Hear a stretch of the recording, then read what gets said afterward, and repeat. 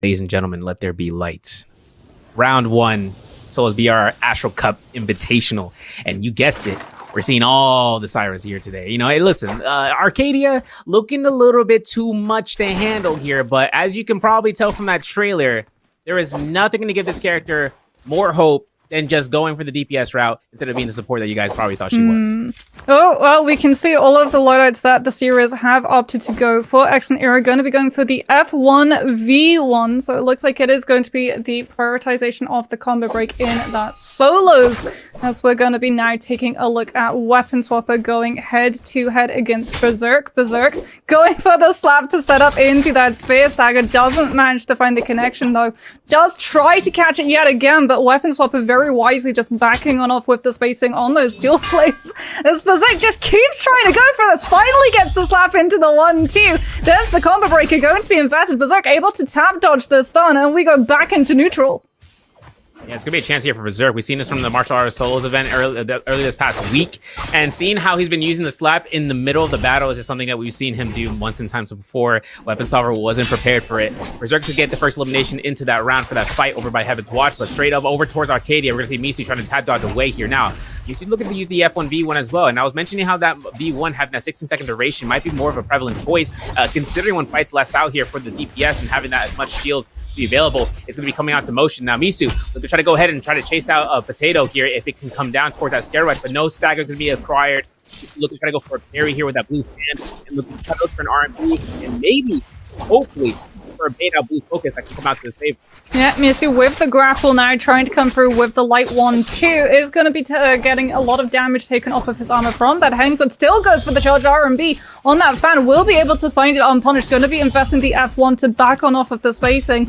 Does now see one player has been stunned, trying to chase after swapping to that pole sword. Every single Cyra in this lobby now trying to just shark down the one who is incredibly low, as Misty still trying to close up the distance, does have the charge vertical on that fan to potentially find the kill, but we are going to see the first Cyra ultimate being invested so that he can just tank through all of the damage, and with the ultimate force, everyone is going to back on off. A 16-second ultimate is not worth sticking around in the fight too close to the front lines, especially given the fact that everyone around you is just going to turn on to the next lowest target.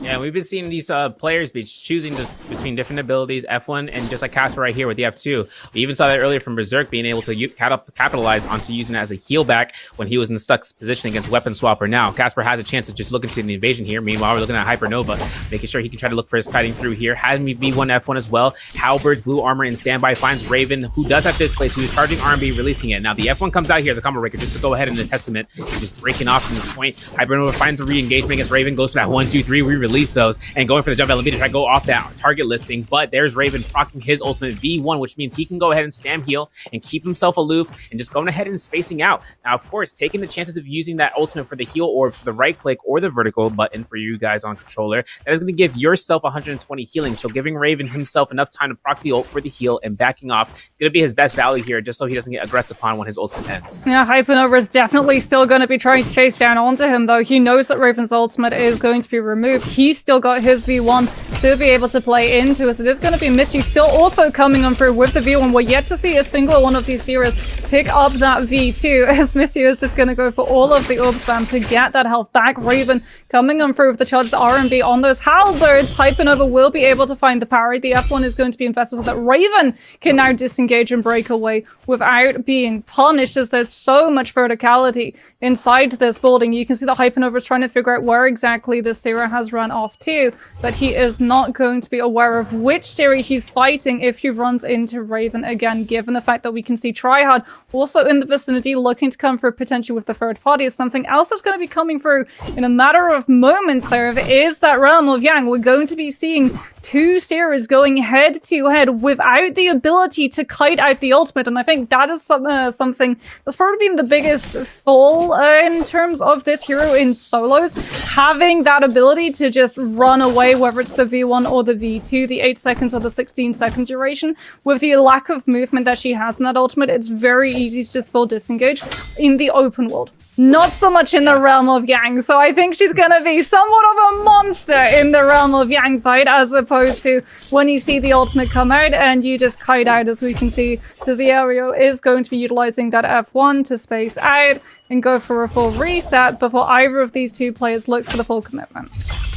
Yeah, it is. I think A-Dog coming through here and being fighting out a weapon swapper over by the Sungaze Cove. But we're going to see Trago going ahead and on his offensive positioning as Berserk. Now, Berserk looking to try to go ahead and kite out with a pole sword. Will space away. And while Trago has the opportunity of using his ultimate, he is not using it to go ahead and reset. He is going to space away as fast as possible. Romy Yang pass isn't going to be enough time for him to look for that full reset. Goes for a Scare Rush and try to hit some neutral hit, but that RMB from the pole sword has been charged up. Berserk is ready to go ahead for it. Goes for another Scare Rush. Goes for a clean. Trago forcing his hands against his target here. Close quarters position for that Dazzle if he can get it. He's going to get a heal off in proximity of that explosion for 100 for the combo breaker. Now, as a heads up, between F1 and F2, Combo Breaker gives you 100 healing if you're within range, as well as dazzling your target, but allowing for the duration of the F2 is going to give you 300 healing as a proclamation for that. So, if you guys decide upon using either which ultimate or either which skill, I should say, and having the opportunity of just seeing about which best fits your, your playstyle, it also keeps to note that F2 is a hold go focus, similar to how you can see charged up from Atari or even for Zipping, where you're able to hold it down. Even old Valda F2, if you guys remember that pre-patch where she combined her skills, that's something to keep in mind about where you can play style against Cyra if you find it comfortable, or even to try to see the benefit of just seeing how she works out in your mode of preference. Yeah, speaking about modes though, we're probably going to see the F2 in trios, not so much in solos, given it's not a full combo breaker, it is only a soft, as it is going to be all of these series going for the F1 that we've seen for the most part. Trago didn't manage to get a hold of that realm of Yang pass, is going to invest the F1 to back on off, sees another series coming on through, potentially putting more pressure on, as we're going to be seeing Berserk now coming under a little bit of challenge. There are going to be the series starting to enter into the realm of Yang. Trago is still not going to be one of them just yet, trying to just buy the space that he can with these horizontal LMBs from that longsword. But Excellent Era with the halberds is trying to just keep on top of him and play into that pocket. He's going to invest the F1 to back on off, and Trago is going to try and actually catch his disengagement as he comes around that door frame. But this is the moment that you and I have been waiting for. Tryhard with that cannon is going to put enough pressure onto the opposing series to try and force her away from that pillar. It is going to be dual blades getting parried out of Tryhard's hands into the charged vertical follow-up from that spear. We are going to see Tryhard trying to just break away from the LMB on that spear before putting himself onto that pillar to find the skill rush. Goes for the overhold on the RMB, doesn't manage to find it, gets interrupted by the early release coming in through from that spear. Has to utilize the combo breaker, still putting himself onto that pillar, still holding on to this ultimate as long as he possibly can. The 1-2 is going to be avoided from his opponent with the F1 coming through. As both of them go for that ultimate, will we see either of them being able to actually land one of these daggers to come through, as Tryhard playing behind those pillars is going to be able to heal back on up for a little bit, putting pressure now onto the opposing Cyra, trying to make sure that she doesn't get to just sit full reset behind that pillar as the ultimate has worn out and we go back into neutral in this miss. The cannon gets to come through and have the last word. All of that AoE damage coming on out as Casper now with the pole sword for swapping on over to that fan, looking to just kite out misuse duration of the ultimate with these skill rushes from the pillar. It is pretty easy to just dodge away from a lot of these hits unless the opposing Cyra can find that first stagger, and it is going to be the full ultimate duration waited on out, and we go right back into neutral. Great sword versus fan. Yeah, gonna make a chance here for the R&B release. Hopefully to see Misu looking for the R&Bs and looking for a Scare Rush for some quick Stone Form Force proc. Now Casper, dash LMB as many times as he can. We're looking at 2 seconds on the clock, and that might be a match fate right here between both of these targets. Yeah, one hit, so close to death. But Misu survives, and that's going to be a double of Romy Yang depletion position. Now Berserk utilizing F2 here, as we can see, getting Sniper Nova in the spot, forcing ultimate, giving a little bit more opportunity. Just go ahead for the sustain game. We know both of these guys are going to be using V1, and they can't pick up anything off the ground. By the way, in Ultimate, Cyra cannot pick up anything, not even Soul Blooms. They can't tab E, they can't do anything like that. So this gives a little bit more prominence to just using the RMBs to heal up and reset for the round 2 position. But if another third party comes out here, just like how we're seeing here from Potato, he's going to be looking to try to chase down Berserk as being that primary target. Berserk having the weapon selection to survive here for the DPS count. going to keep on trying to go ahead and space away. He's got himself 10 grapples in case of anything, 4 to 5 ratio for the healing berries to armor powder. And while he's going to be going ahead and going to the northeastern side of Arcadia's temple, we are going to see Potato taking fights against Hypernova. Now, Weapon Swapper getting a kill off of A-Dot in the kill feed. That's going to leave us out here between the players to be left alive to be at 9 count.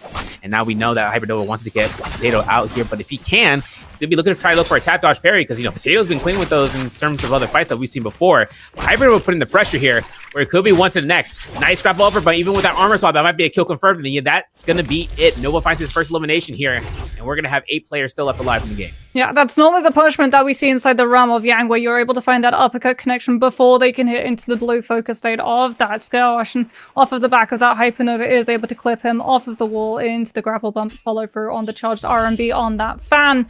It does seem like we're going to have a little bit of a lull point. Some of these players who lost the realm of Yang not unfortunately going to be able to settle into that time frame. They're going to have to get much more aggressive if they want to be able to continue in this lobby, or else they're going to be going out to Yang depletion. And with Cyra being a technical support, even though her heal numbers isn't all that impressive compared to something like a Karumi or a Zip with that continuous tick heal, she is still able to make these fights last much longer. Not just with the heal numbers that she's able to provide, but also the amount of distance that the backstep on that F1 can actually provide, just in the way that we were seeing Hypernova utilize the F1 to go from the low ground onto the high. Tryhard now is going to be trying to find this opening with those dual blades. Hypernova, forced into that ultimate, is going to go for the charged RMB spam to fully put himself back up to health.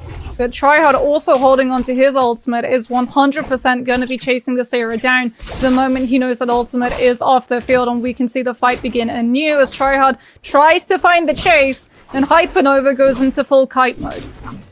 Now we're going to take a look at the team. 5 grapples for Tryhard right now, and zone tick damage is going to be ticking away just a little bit. And, by the time that they decide to go back into zone, there are players waiting out. Excellent era. Already south side of that temple in the northeast side, north of where Tryhard is. Be holding out here. The Weapon Swapper taking a reset. Hopefully not taking a fight here very soon against Casper. Now, this is going to be a Realm Yang portal that's not going to be obtained by Weapon Swapper. He's going to be going ahead and avoiding Casper as the chase is still going down. Casper actually proccing out the F2. Now, in order for that dazzle to go ahead into effect for F2, you have to have that full duration pop. You cannot early pop it unless you're looking for that main benefit of the heal. And for now, Weapon Swapper, we're just going zigzag motion in the ravine towards his Mercury Lake. Now, he gets caught, and this could be a horizontal release, and he's looking to try to go to connect, but he keeps on kiting away. He's just going ahead and trying to create space between his opponents. If anyone else is going to be chasing down, Excellent Era is definitely going to be on the marks for that. Whereas Misu has Roman Yang portal for his own sake. Yeah, Misu is going to be prioritizing that Realm of Yang and the buff that it provides, as we're going to see Tryhard with the Yang pass just waiting it out. Is going to come through with that ultimate, the V1, putting in to that laser. Still goes for the RMB now. If he wants to find the stun, he has to put an orb down before lasering it with the follow-up LMB. But it does look like he's just utilizing that V1 to hold the space for as long as possible, waiting out for that Yang portal to be open before he can go in again without having to worry about Mistyu chasing him off. And because he had that Yang pass, but he's able to get his ultimate back immediately upon entrance, he's going to be going up against Berserk. Berserk, the only Cyra that we've seen with the F2 so far. Will Tryhard be expecting it? He's going to try and just come through with that Cavalry Bloom, looking to put the pressure onto this opposing Cyra, who comes through with the RMB on that pulse. So Tryhard with the counter grapple goes into the 1-2. There's the F2 activation. Tryhard immediately going to see that come through. Kites away before the stun can actually find the hit onto him. Will be able to put enough pressure to force the ultimate, as Berserk under pressure has to go for the RMB orb spam. And we're going to be seeing Tryhard doing the exact same thing. Both of these series utilizing those orbs to heal themselves fully back up before trying to come through with the more aggressive laser. And you can see Tryhard with the legendary weapon scaling just has the upper hand against Berserk, who's coming through with that purple scale. As we can see, Berserk losing all of his armor, has to come through with that F to try and back away. Tryhard is going to utilize his own F to try and push the Cyra behind that hill so he can swap over to that cannon and utilize that AoE, as we can hear the slap come out. But it's not going to be enough. Tryhard will be able to walk away with the win, as in the second Realm of Yang, we've still got both Cyra ultimates in full swing. Yeah, And now the combo breaker is back up for Hypernova, looking for those musket shots for the 1-2 against Era, but Era's going to be going ahead and taking the reset here. Purple halberds on Era, while blue fan onto Nova. Looking for those musket shots. He ain't hitting none of them, but he is going to be going ahead for the chase. Chase coming out here for the 1-2s, making looking for the whole check here. Goes for the tap dodge and investing his combo breaker. No dazzle strike onto excellent Era. As quick as that proximity was, it's going to be a quick grapple bump, blue focus, hooked wings release, very risky. And as Era burns his combo breaker, we got to look towards Nova. What's his plan here? 25 seconds on the clock. We're going to get one pop berry to go off. But Nova finds a parry within the air and a jump LMB just like that. Gets his elimination number 2 on the board and finding himself gold armor, gold weapon, and maybe a jaded choice that he can just utilize. And with Tryhard getting White Tiger's prowess, picking up another gold weapon in his arsenal, but also getting that gold armor instead into this fight in the overall. Yeah, it's so important for Cyra that you do manage to get those weapon upgrades, because just like any other hero in terms of like that transformational who has a different ultimate that changes that weapon pattern, it scales off of the rarity that you have. So it starts out with 55 damage per tick on the laser with a gray, and then it goes to 66 with a blue, 77 with a purple, and then wouldn't you believe it, 88 with a legendary, and I'm guessing 99 with the extreme red longsword, as we're going to be seeing Hypernova now coming on through with that White Tiger's prowess and that legendary scaled ultimate, looking to put the pressure onto these two other steerers in the area. So does spot out Berserk, who with that Yang depletion is going to have to be playing a little bit more aggressive. He's going to be coming through with that F2, trying to live as long as possible for it to detonate when Stonefront hits. Has to go for the ultimate though, because he's getting shot down by every Cyra in the area. The RMB spam is coming out, but you can hear that V1 just coming on out from Tryhard with the LMB and the 88 damage per tick with that legendary scaled weapon. Just means that Berserk, even with the RMB spam, is getting absolutely melted. He's out of his ultimate. He has the F2, but Tryhard with the Cavalry Bloom is still able to keep the pressure up onto this Cyra, and unfortunately, he has no way of breaking away, and Tryhard is the one who's actually able to walk away with the kill, even though both Excellent Era and Raven both tried to steal it away from him. Yeah, you know, it's kind of tough for seeing Berserk using F2 in the sense that he's popping and trying to go for that dazzle. He's got to wait that full duration, but that costs him in terms of that position. So we'll have to see if he's going to be able to go ahead. The side later on is going to be double picking here. But we see Tryhard getting a Kabloom grapple bump against Era. That's 5 eliminations. That's White Tiger's prowess getting rocked out here. Hypernova and Raven are just on the standby here. 3 players still left alive, and Heaven's Watch is going to be where our final battleground might ensue towards this region. Now, of course, Raven taking out himself. Purple displays purple armor. He's looking to try to keep himself safety netted onto the right structure in Heaven's Watch, while Tryhard takes the main rooftop. But as Era is going to be going ahead and going down through here, Hypernova is not going to be going ahead and going without a fight. Look, shop's going to be available. 75,000 Darktide coins given towards Tryhard there. But Raven looks to try to go ahead. It goes for the 1-2, delay 3, maybe look for a hold check. Not going to go for the release. Goes for a set of neutrals, but goes for a quick blue focus RMB. Nice parry from Nova, but the combo breaker comes out to be anticipated. And now it's going to be up to whether or not Hypernova can go for a horizontal to another blue focus release, and hoping to see whether or not he can chonk down Raven to force out the ultimate early on. Yeah, there's the ultimate. It is going to come through, and Hypernova does still have his Tryhard also in the area, potentially coming on through for that third party. As Hypernova, instead of disengaging, is going to start to get aggressive. He goes in to the RMB though, and does get dazzled. And now we can hear the third party coming on through. Hypernova, caught behind that Corruption Storm damage, is going to be able to back on off as Tryhard coming on through with the Merciless Havoc, turns the tables onto Raven, who has to disengage, understanding that he is out of the advantage. Now that he's out of that V1 state, Hypernova is going to do everything that he can to try and chase him down, understanding that he does still have the ultimate in the back pocket, goes for that bow swap to keep up the pressure, tries to find the parry, utilizes the F1 to break away as Tryhard comes on through for the Vulture attempt onto getting that kill onto Raven, who is incredibly low. Does not have any of his armor left. Might be able to find an armor swap inside this building, but Tryhard now is the one looking to chase him down, utilizing those cannon shots to put the pressure onto him, trying to utilize the Rupture Gale to get through the AoE of those floorboards and connects onto the low health Cyra above his head. Raven has been able to break noise, it looks like, might have been able to go for a reset, and that is really crucial. Unfortunately for him, he's sort of stuck in this, as they're the only 3 players left in this lobby already, Serve. This lobby has been moving incredibly quickly. We only have Hypernova, Tryhard, and Raven left. 2 of these Cyras know that one of them has used this V1. The question is, has Raven successfully been able to costume swap? Have they been able to figure out which of these Cyras is currently without their ultimate? Yeah, And then looking at towards whether or not the combo breaker has been used too, right? And we see that coming both from Raven and from Hypernova just then. So now it gives Tryhard an emotion of just knowing that none of them are going to be safe unless it comes down towards that position of a coin flip. Is that one going to have an ultimate, or is the other one going through? Now Nova's going to be going ahead, distancing himself away from the Heaven's Watch. Going to keep himself into the high ground towards the new zone, as it's going to be collapsing here in 30 seconds.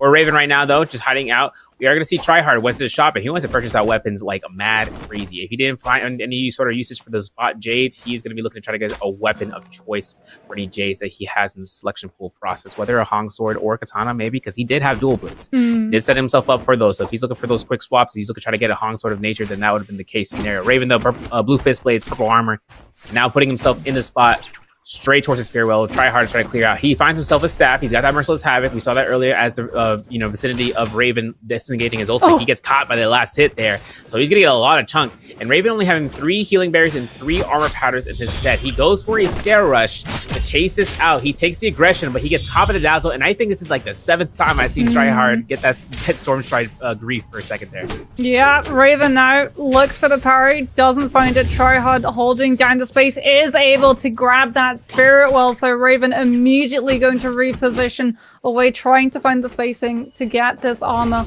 back without having to burn that ultimate, still rushing further and further away from where he knows Tryhard is going to be trying to track him down. It is White Tigers, it's not Mystic Might, so Tryhard is not going to have the information of where Raven has run off to. And we might see now a little bit of a lull in terms of this aggression coming through from these players, so because I don't think anyone really wants to make the first move and burn their ultimate and potentially paint a target on their backs for the 2 other Cyras currently still in this lobby, as Tryhard has been able to get his hands on a crafting hammer from one of those dealers, turning that legendary spear into a legendary staff to utilize this Merciless Havoc and the Soul Jade to just try and put more pressure on these players. If they're a little bit too close to that storm, they're going to be getting kited into all of the damage coming on out from the Cyra. As Tryhard, you can see him, he's just looking to try and figure out where exactly everyone is going to be. He's checking the invisibility bushes, he's making sure that Mercury River is cleared,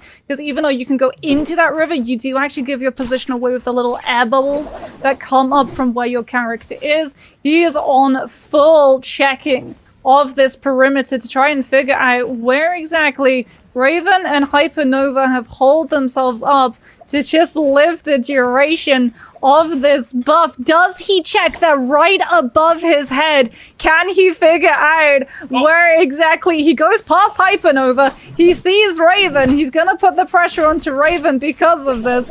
That Moonbane as well, making sure that a lot of these players don't have the space necessary to kite away from him when he still has this buff intact. Swaps him over to those dual blades into the cannon, and that's gonna force Raven's hand. The V1 is now going to have to come out so that Raven can just live through not just the pressure coming on out from Tryhard, but also the position of the Moonbane. The RMB spam is going to come through, but Tryhard with the skill rushes is going to be able to keep up this pressure onto the Cyra.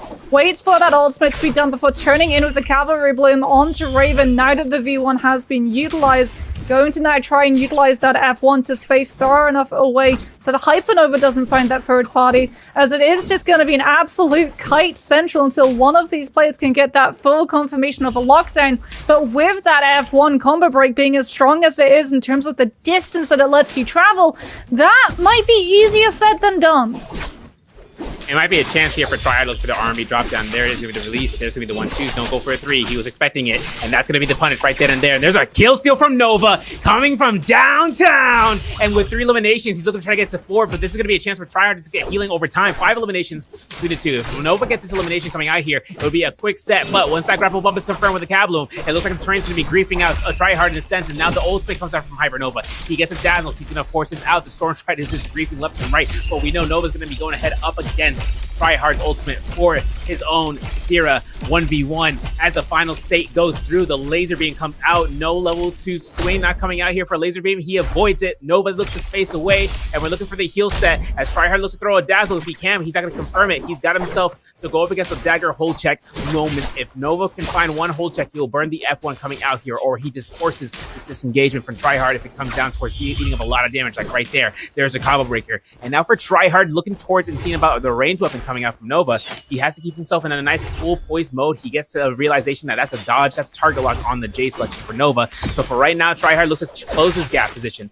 The swap doesn't, or the blue focus doesn't come out here for the claim. The Kowloon gets delayed, it gets avoided, it gets combo breaked. And now the hold check R&B comes out. The Dazzle is free, but the hold check is even freer. And there's going to be another ultimate combo, or another combo breaker coming out from Tryhard, but he's going to be dealing out as much damage as he can in a short amount of time. Uppercut, grapple bump. Might be not enough time, but the jump LB might be enough. And there's the crouch LB to the R&B. The Storm Strike actually comes in clutch, and Tryhard gets his 6th elimination and getting himself the MVP for round 1, as the showcase for Cyra is to be coming out for this Astral. Trios as opposed to solos, where you have a hyper burst character to be able to take advantage of the window that she gives you. As we talked about, it is going to be Holoruff, it is going to be Sunny, and it is going to be the no double picks of Cyra so far that we're going to be following. As Tryhard on this Hardy has been able to pick himself up a longsword. Unfortunately, he hasn't been able to start utilizing it until just now. Gets that parry, but doesn't have the armor to have the confidence of keeping himself in this fight. So is going to put himself onto the rooftops, grapple on over, trying to find a couple more troves to rifle through before he actually tries to take any of these fights that he wants to put himself permanently into. As Numza has been able to find himself armor, but unfortunately he is lacking a little bit of that health. Will be able to get a blue armor reset. Goes for the overhold into the charged R&B on that staff, trying to catch onto his pursuer before scale rushing onto the top of the building, making himself a little bit quieter in terms of where he ended up to go for that Vitalia reset. Will be able to get 1, make that 2 before he's going to be potentially interrupted, as he's trying to figure out where exactly everyone has run off to. As heading back in, we're going to see Tryhard has been able to pick up the grey armor, is currently in between a fight against a Hardy and a Valda. The Hardy already going to be utilizing that combo breaker, and that is going to set a target onto Excellent Era's back. The problem for Tryhard is that, unfortunately, it's Celestra. So it's Celestra 2.0. This is Holoruff Celestra plumed, and the navigation and scale rush potential is just too strong. He can't chase down the other Hardy. Yep. Yeah, it makes a whole lot of difference too that he also has a dagger, so he could just keep that quick scale rush action going, and Tryhard just like, all right, I'm just gonna just space out and find out who else is fighting, because that's the case. Blue fist blades in hand, gold troves yet to be unlooted. Take a look to see if he gets himself an upgraded armor. Not gonna be the case, so he keeps on kiting around. He's gonna probably hear fights happening around him regardless, but now he has dual blades.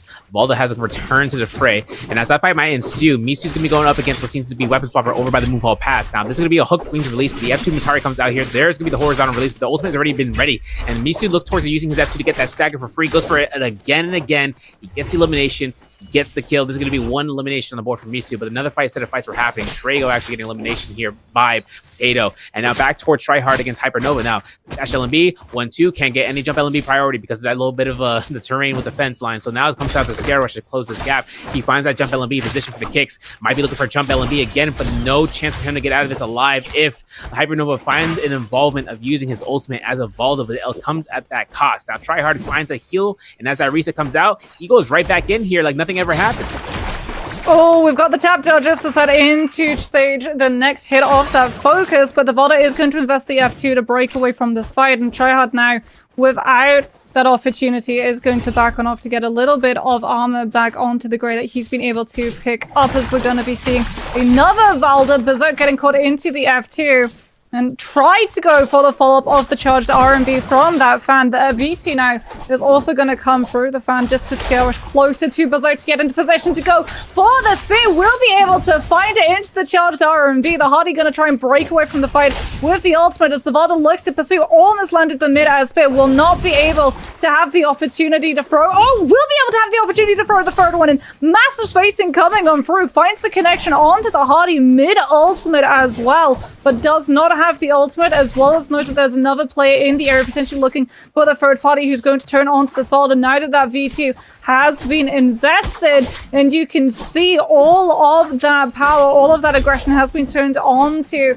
the Valda, who is going to be utilizing that fan to try and scale rush away. Has to be careful that you don't go into the trap clip on that wall. Will be able to avoid it as Berserk tries to come through with the chase down. Hardy will invest that combo breaker to break away from the fight as we go into the neutral. Valda still holding on to that F2. looking to find the connection with the uppercut to cancel out the skirmish, but the Hottie had already been one step ahead and put himself onto the rooftop earlier so that he wasn't in position to get trapped out by that. As we hear the overhold come through, the Vada with the charge vertical will be able to find the hit. The slap comes out from the Hottie as Berserk has been able to kite out long enough for that combo breaker to come back into play, but now he's low health, no armor, getting potentially chased down by Raven, who's also putting the pressure onto the Vada and gives the Hottie the opportunity to space away and go for a full reset, as now all of the pressure is on this Vada, who's 70% to that ultimate, trying to utilize any form of stamina to get close enough to the cliff to skirmish away,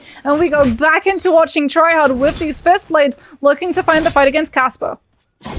Now Hypernova trying to go ahead and disrupt this one, but Casper gets caught by the jump LB, gets knocked away. F2 is invested here, but the F2 right there from Tryhard was necessary due to Hypernova's hard R&B hold. Now the V2 from Tryhard gives him enough chance, or with the ultimate to come out, to fly away from the Valda. The spears may not strike just like we saw earlier, but unless he gets close to the ground or he finds himself next to a wall, it all comes down to RNG shots. And there's going to be Hypernova looking for that bow shot. Now Tryhard takes some time to disengage, knows he's going to have some sort of rage to be retained here for that 27%, but he keeps the aggression going. He gets caught.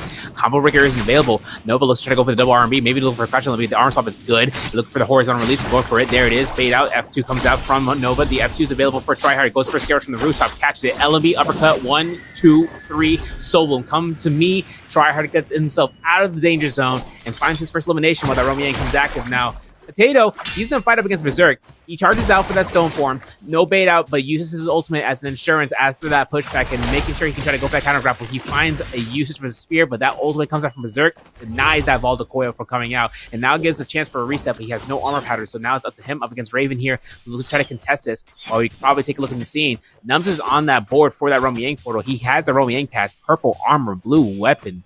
Dare I say, he is the most stacked in this corner unless he gets caught out by the recipients. Yeah, this Valda unfortunately wasn't able to utilize any of that V2 with all of the pressure coming through from these players to get a heal off even through the ultimate, and is still missing all of that armor. We'll be able to find one armor powder to try and heal some of that up. Does manage to take advantage of the positioning from the realm of Yang. None of these players really concerned about going for the kill when they can get the better potential scaling into late game by finding a win inside the realm of Yang. And it does seem like the Vada has been able to break away because of this. It looks like it's going to be Mishu and Casper going to be going head-to-head. Mishu on that Matari, Tryhard on the Hottie, going to be going head-to-head against Weapon Swapper. Tryhard putting himself onto that pillar, getting ready for the skirmish connection. Onto the jump LMB against the Vada, will utilize the combo break. The Weapon Swapper able to chase him down with the charged LMB on those halberds. Tryhard now getting caught out against the pillar into the charged RMB on those halberds. Going to be losing all of his armor, utilizing the tap dodge on the charge RMB of those fist blades to put himself behind the pillar and get into the position to scale rush away and try and find this connection and opener onto this Valda. Still hasn't been able to force the V2. Will be able to come through the charged RMB, but he is going to get parried out of the last hit of it. And Tryhard, even without utilizing the ultimate, is going to get sent packing as Weapon Swapper, without having to burn through that V2, will be able to walk away with the win. Yeah, it's a difficult choice because if you went for ultimate, then the Valda can just kite around waiting for the timing, and then she can proc her ult. Dependency on that really comes down towards the count. Just like that, we see two hotties fighting in the sky. Berserk versus Misu, if I'm not mistaken. Looking for the jump LMB, looks for it. Nope, Nums is going to be the opponent coming out here. RMB gets burned through his whole health bar. Berserk is not going to have to invest at F2, and Numsa takes the heal off. There's not going to be a ranged weapon in any hands for Berserk right now. He's looking up against himself with two melees, the Nunnies and the Fan, and gets himself to look for a heal for a bait up. And there's the scare rush from Stagger, looking for the burnout for the F2. Doesn't come out from Nunza. He does not go for it. And now the scare rush comes out in the midair. There's going to be the combo rigger being utilized. The army fan comes out. The scare rush is not going to be close enough for that pole sword, but he's looking for a bow shot. Nunza gets one and he gets two, but that heal off comes out. He gets three, and he's looking for a scare rush here if he can for one strike, and there's 10 seconds on the clock. F2 still available. Finding that Stagger. There's a stone form. The shot comes out. One hit wonder, and we're looking for that bow shot, but one R&B release comes out from Berserk, and Nunza goes down. I think Berserk is second elimination, purple armor, and a buff with a gold weapon of choice. What a clutch. For sure that could have been a timeout. But he's able to come through with that last hit on the charged RMB of that Fan, just managing to find the Clippers. Weapon Swapper, having successfully won his Realm of Yang, isn't going to have that legendary weapon equipped in case it gets parried out of his hands early. He's looking for the Scourish entrance into that longsword hit. Will be able to try and find some form of this damage. Has to be careful though, because Matap has so many layers of terrain that is very easy if you don't, if you murder goggle down on some of those players, to not expect the charged R&B drop down of something like a pole sword or a hang sword. And you can see Weapon Swapper being very careful to make sure that he's checking every single one of these layers to figure out whether or not there is a player looking to grief him out of some of these kills that he can potentially find before he swaps over to that pole sword to have that massive chunk of damage from the skill rush of entry into these fights. So try hard, 2.5 minutes left, still plenty of time to find himself a soul bloom to cleanse this yang depletion. Is unfortunately not going to be a huge fan of where the fight takes place. As we've talked about, Mitab, one of those areas that a lot of these players can disappear into, and Vada, unfortunately, not the greatest of opponents to fight when you have yang depletion, though. You can't be picky. And it does seem like Triad is going to utilize that combo breaker to maybe try and figure out a different hero that he can turn on to, because if he gets this Valda low, she's just going to get that V2 health reset, and he doesn't have the time to be able to burn for the entire duration of the ultimate and pick up the Soul Bloom subsequently off of the back of it. Goes for the Skill Rush, will be able to bait out the F2. The Valda now doesn't have the combo break. This is going to put much more pressure onto Weapon Swapper if he tries to take the fight, and the Valda is going to just dismiss herself from that positioning, allowing Triad now to try and take this 1v1 if he wants to try and go for it. But the combo breaker is going to be invested as he kites Namza into a better position to try and catch him around the corner with these dual blades. Namza does get caught out by the spacing of it, has to utilize the combo break, tries able to come through with the uppercut connection into the grapple bump, into the R&B on wake up, and Namza is forced into utilizing that ultimate, but Triad is going to do everything that he can, goes for the same ultimate to try and find the spacing, but Weapon Swapper sees the Hardys coming through, and about heel turns to try and come through with the kite into that third party with the Valda Spear, and both of these Hardys now forced to take the fight outside, which is worse news for Tryhard, because the more spaces Hardy gets to kite away from, the harder it's going to be to track him down, confirm that kill, and get the Soul Bloom as he's got under a minute left. The kill comes through onto Namza, but Tryhard is denied the Soul Bloom pickup because it comes through from Potato. Yo, this is gonna be tough for Tryhard. Goes for the extension here. We've seen this before. Jump LMB, jump LMB, jump LMB. Maybe looking for a 3, 4. We might be looking for 5. We might be looking for 6. We might be looking for 7. And now R&B to connect. But can he find the Soul Bloom? No, he's denied. And after that expenditure of time, Weapon Swapper said, "Hold your horses. I'm here to play. I'm releasing the blues." And Swapper, man. Oh, you know it's gonna be coming out. I'll stop. Weapon Swapper has to take himself, though. He has no grapples, and this is a very, very terrain-gapping position. Raven finds carry out against Potato, and now looking for the RMBs, maybe looking for a chance here for the LMBs, of course. We're looking for an ultimate cast to come out here for any of these targets. Raven being probably the lowest one to actually be the first one to ultimate. There's going to be the Auric Sword coming out here for the flash, but the F3 comes out as a happenstance. Nova finds the elimination. Swapper looks to try to go ahead for a connection here for some hits here if he can. Looking to try to keep that aim assist on standby to try to capture. He's going to loot up instead. He has time to do this now. They're both fighting here, and the targets are looking back onto the bodies as Hybrid Nova looks to go ahead, being the first one to invest that ultimate for the Valdas, gets caught by the spear, and that's going to be a disengagement for all of these players to get straight towards the Jin Armory. Now, Nova finds a nice stagger, but that immune to Valda Coil does not force Potato in his spot, but just being locked into that position, which then gives him now more prominence to go through this chase, while that Romy Yang portal is still available. Oh, he doesn't get the Yang pass. Potato is able to come through with the kite first, and Hypernova without that ultimate potentially goes into the 40 roll up. Yep, there it is. Oh, it happens to all of us. And now Potato with that F2 will be able to kite himself on top of the portal, enter it, and hold his ultimate to go head-to-head against Miss You. Both of these players on the Valda, both of these players very much stacked in terms of equipment, as Casper also on that Valda is going to come on through with the lunge onto that staff. Has to utilize the F2 though to break away from the Soul Break coming out from Berserk with the legendary dagger.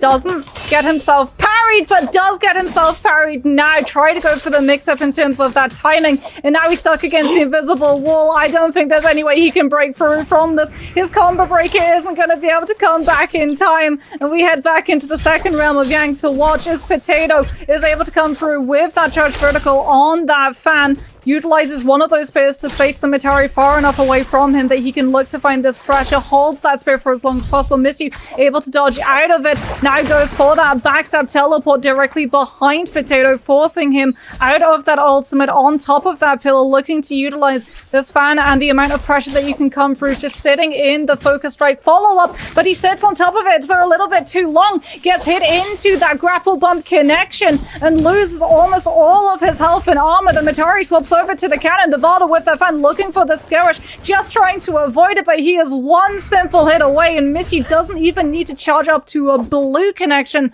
on that Skirmish, just clips him with the light hit, and that is more than enough to take the Valda down and confirm that he walks away the realm of young victor.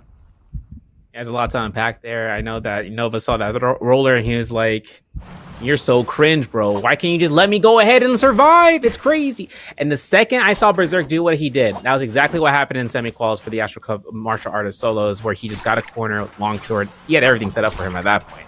And there was nothing that he could really do. Also, I'm trolling Nova. But everything coming out here, Berserk taking his stance against Potato here. Go for Clink number 1. Maybe look for Clink number 2. Looks for try to go for that crouch parry. Does not get it. The vertical is now going to be hold check here from Potato. Looking for the dash LMB. Maybe looking for himself to get a whole blue focus with that dagger. A little bit risky, but he goes for the R&B. Maybe looking to that investment, the F2 is going to work in his favor, but Jin Armory has only 2 targets. It's going to be between Berserk and Potato. So both of these guys are just going to be going back and forth. But Misu makes his approach towards his region. White Tiger's prowess is in effect for Berserk. Misu looking to try to use that buff himself as well. And he's going to be looking to try to chase down Potato now as the high ground gets a position here. You know that Berserk has 20 grapples, 4 vitality or healing berries, and 8 armor powder. So he's good to go for anything that he needs to take his hands on in terms of just investing a little bit of chip damage here and there for himself and his targets. But he's got to make sure he doesn't get caught out by a single blue focus that comes out from the background as he gets clinked, or anything of that nature when it comes to mid-sky parries. Of course, Berserk is very cautious about this. Hopefully I'm not caster cursing it with his blue focuses, because he's been looking for neutral as much as possible when it comes down to targets in hand. I mean, there's a lot of kite potential at Jin's Armory. He knows as well that there are players with Yang depletion. He saw one respawn directly in front of him. Casper is going to get hit into the uppercut connection into that grapple bump, follow through with the jump LMBs coming out from Misty. Both of those players getting a little bit too close to the tracks of where the falling roller is going to be rotating to. As we're going to be seeing Misty on that Matari look to use the Scale Rush, almost gets hit into the 40 roller with the charged RMB interruption coming on out from, I believe that was Potato, looking for the third party who does have that Yang depletion.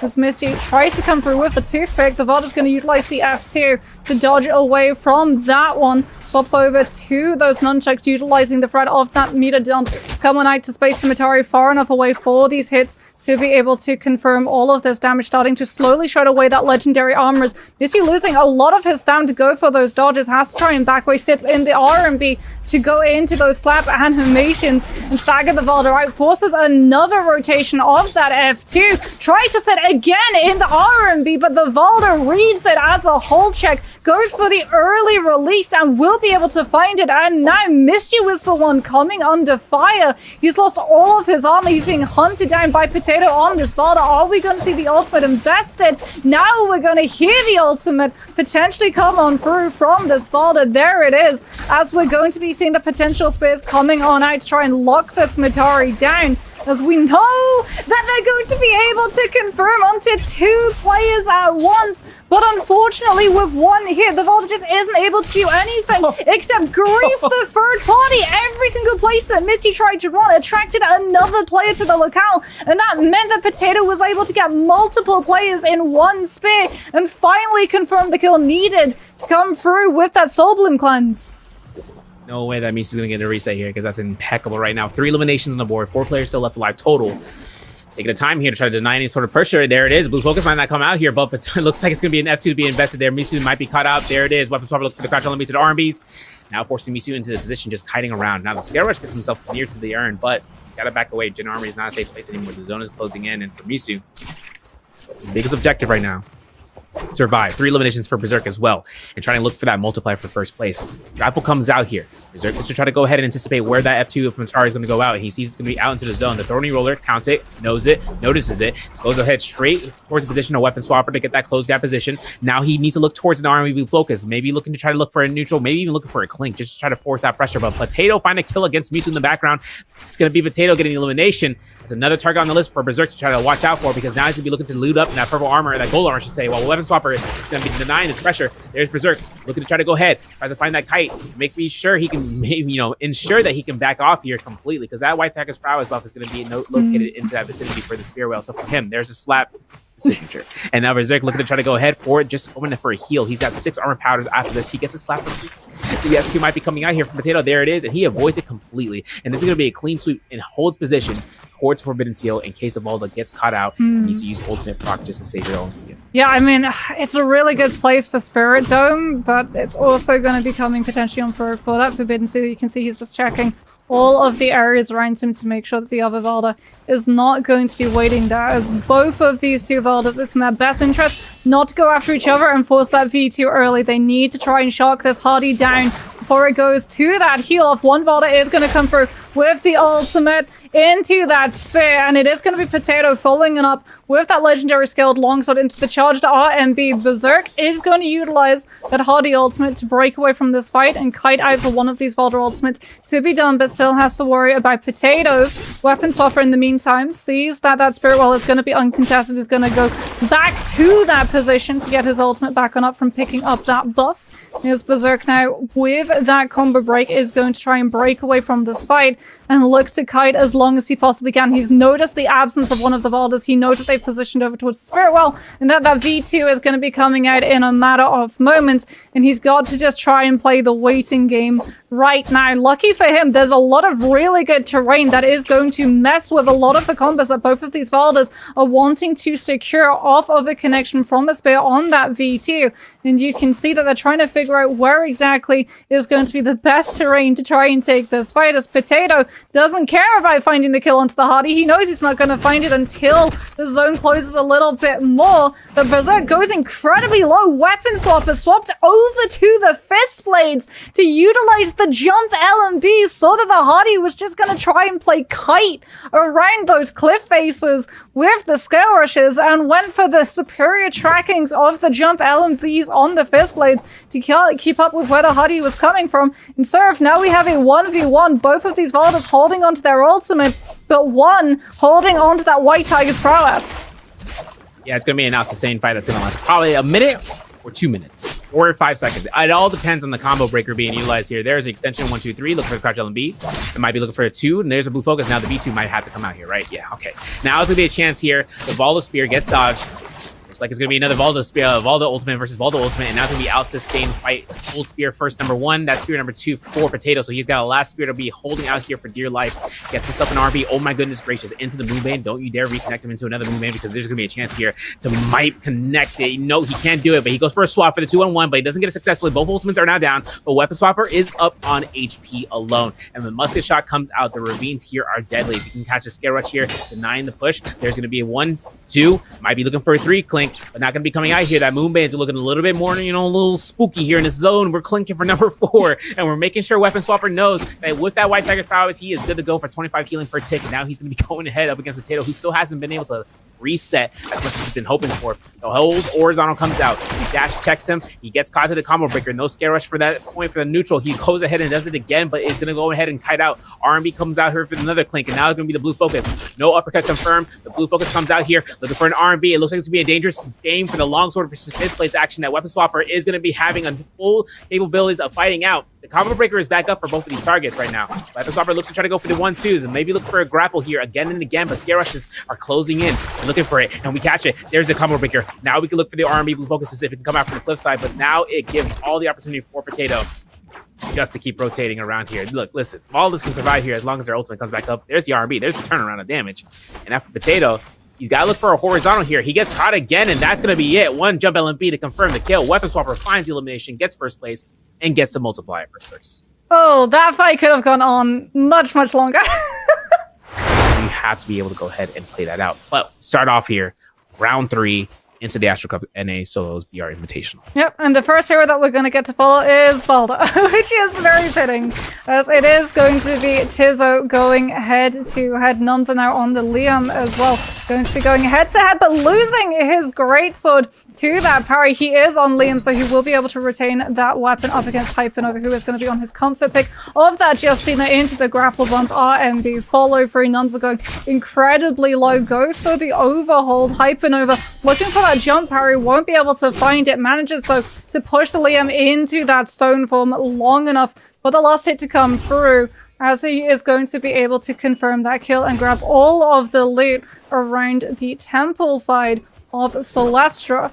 83% to that first ultimate as well as Casper. On the other side of the bridge on Celestia, on that Matari, he's going to be looking to loot him up before putting himself onto those rooftops and try and chase down onto Missu on this Hardy, utilizing the F to try and find that close gap onto that close-up spacing. But now he gets put up against the wall with the staff. The swap comes out from Missu, and Casper has to break away, lost all of his armor, puts himself directly back into that hallway looking for an armor reset.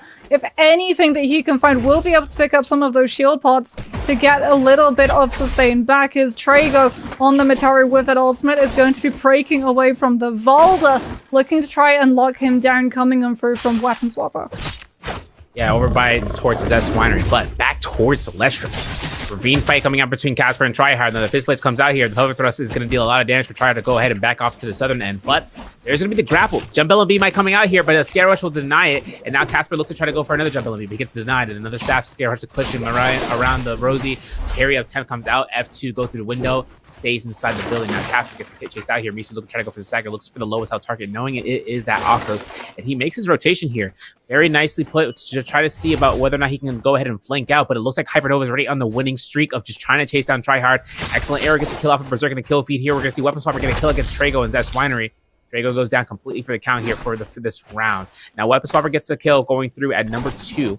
He's got Haman armor, and he is going to be looking towards the chest to try to pick up some supplies here. Nova finds a fight against Misu, but Misu finds a kill against Tryhard. And now for this fight, Nova in that Justina ultimate cancels it, tries to save as much rage as possible, because right now it's up to him against the ropes against a Hottie. Yeah, goes for the overhold with the dual blades. Does take a lot of damage coming through from the charge. LMB on that staff before dropping from the high ground onto the low, before putting himself right back up into that same spacing. This time went for the early parry, anticipating that charged LMB, but Misty doesn't read into it, and Hypernova has to utilize the drop down RMB on those blades, as well as the Skill Rush interruption to keep up the pressure onto Misty, who's going to try and kite away now that he's low into the open space, utilizing that Hardy ultimate to try and break away from this fight in its entirety. And Hypernova, unfortunately, 20% away from that V1, does not have the dashes to send in to try and keep a track of where Misyu has ended on up. But Misyu hasn't actually disengaged fully. He's turning the tables now,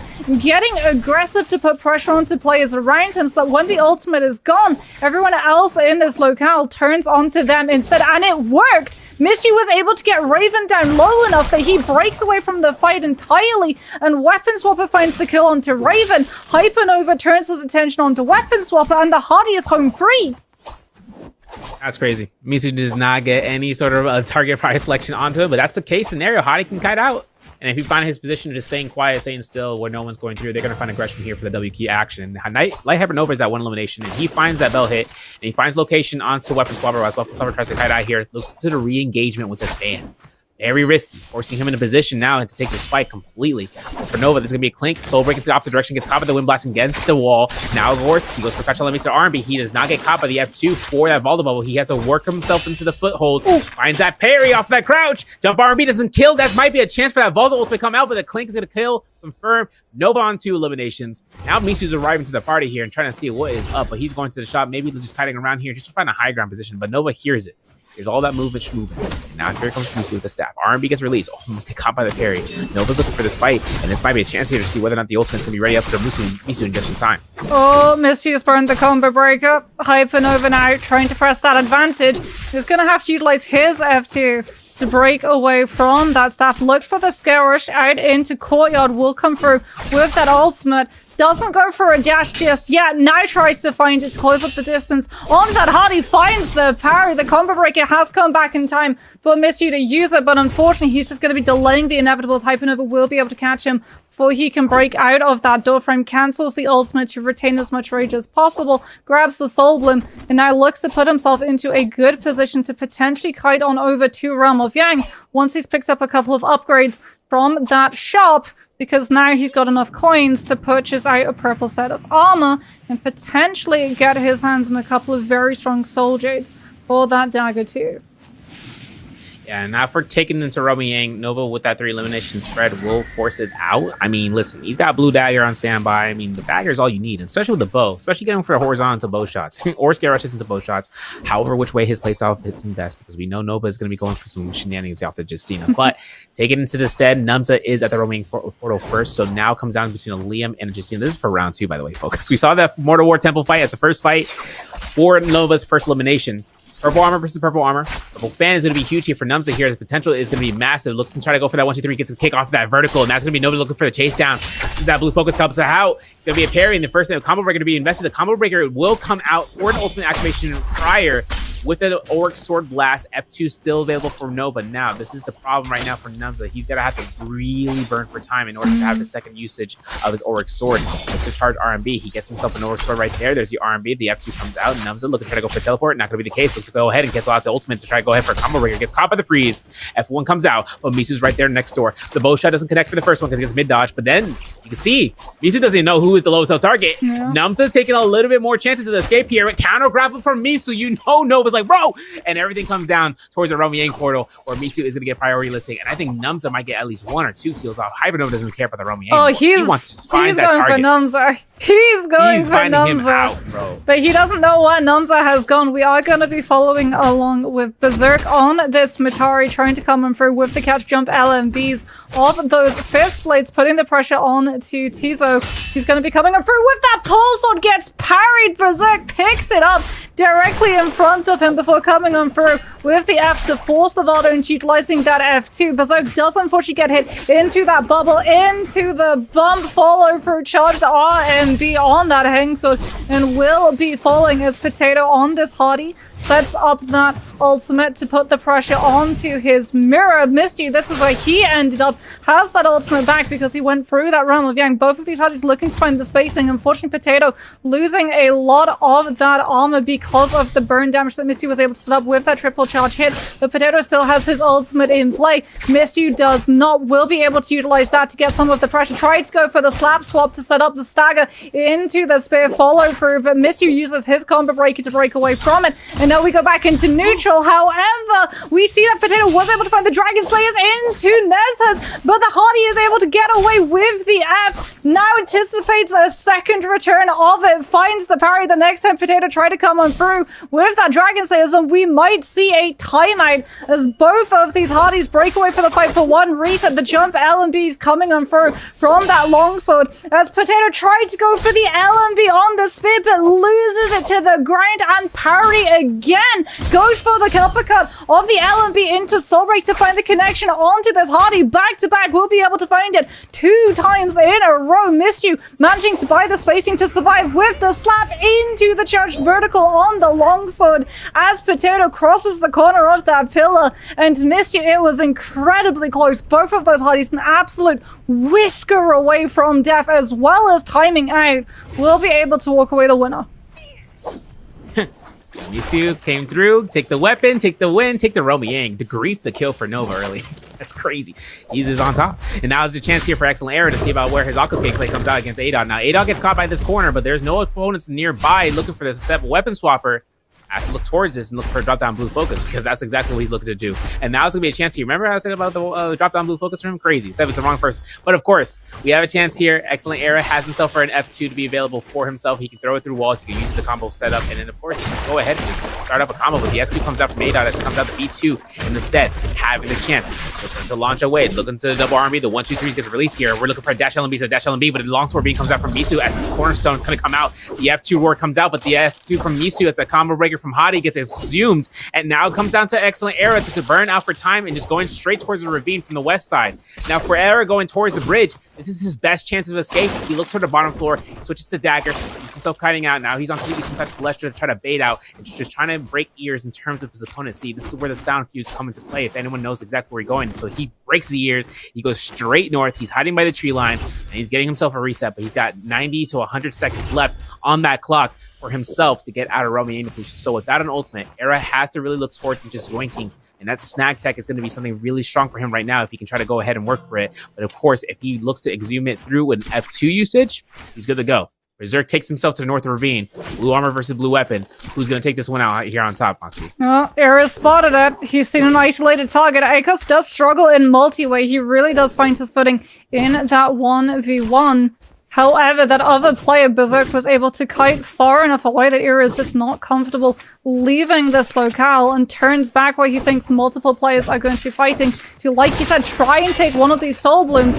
No one was fighting, so he's going to have to pressure the situation himself, making sure that he turns the attention onto another player before putting himself onto the sidelines and putting himself now onto the rooftop to try and figure out where exactly this other player has kited off to. But no one is taking this bait right now. No one is taking a fight. He's the only one with Yang depletion serve, and unfortunately for him, even if he can kite, if he just keeps kiting for the next 45 seconds, he's going out of this lobby regardless. He's trying to do absolutely everything that he can to instigate a fight, to force these players in the area to try and turn in and look for the third-party kill steal, but they're just not taking the bait, and I think reality is starting to set in. 30 seconds left. We're getting lower and lower. The grapple connection does come through as Potato on that hard. He's going to utilize the combo breaker. Sees that the Akos has been going for a really aggressive play. Understands the desperation of Yang depletion that this player is currently under and is trying to close up the distance and get a kill before he can time out of this lobby, because if he can just keep up the pressure and get one last hit onto the Akos, he's going to get the kill count, and there it is. Potato spotted Era a little bit too aggressive, a little bit too telegraphed with that Yang depletion. Work smarter, not harder, but unfortunately, he might be waiting a little bit longer into this next lobby, because Potato putting himself into that aggressive position has actually painted a target on his back now, as the Justina is going to come on through, or rather the Valda is going to come through. Tizo on that Valda, looking to try and keep up this chase on that Hardy. It is Celestra though, so with the combo breaker, Potato has been able to cut noise, break the ankles, and break into another building before Tizo has the chance to try and hunt him down, and we go back into a neutral 1v1. Now for Tizo, maybe looking to try to go ahead for the crouch elite, maybe looking for an early parry, but this is going to be a neutral position inside of the building. No more plaque, I don't believe so. So we're looking for a transfer to the jump LB, maybe look for the crouch elements to the RMBs. Of course, charging it out here for the katana. Big chance here to look for the F2 investment for a combo starter, but he's going to have to burn that combo breaker from Hadi first. Now, of course, pistol shot comes out. The range is set up for a shot. We're looking for a pistol shot, but we missed. That means that we're going to lose out on that heal position that we could have taken. But, of course, the kite out here into the western side of Celestia is going to be the biggest play here. Potato looks to try to chase us out towards the bridge as Adon makes himself way into there. He holds blue focus. The clink comes out. The plaque gets avoided. Both of these guys are right on death's door. And a blue armor swap coming in clutch here for Adon. And looking for a vertical blue focus because he can. And the Scarers to come out here, but he can't do anything with this. So the blue focus comes out. No pistol shot can connect. This is all towards Potato to just go ahead and kite through with Hadi fight for. He finds the very top of the bridge inside of Celestia to just hide around and heal up.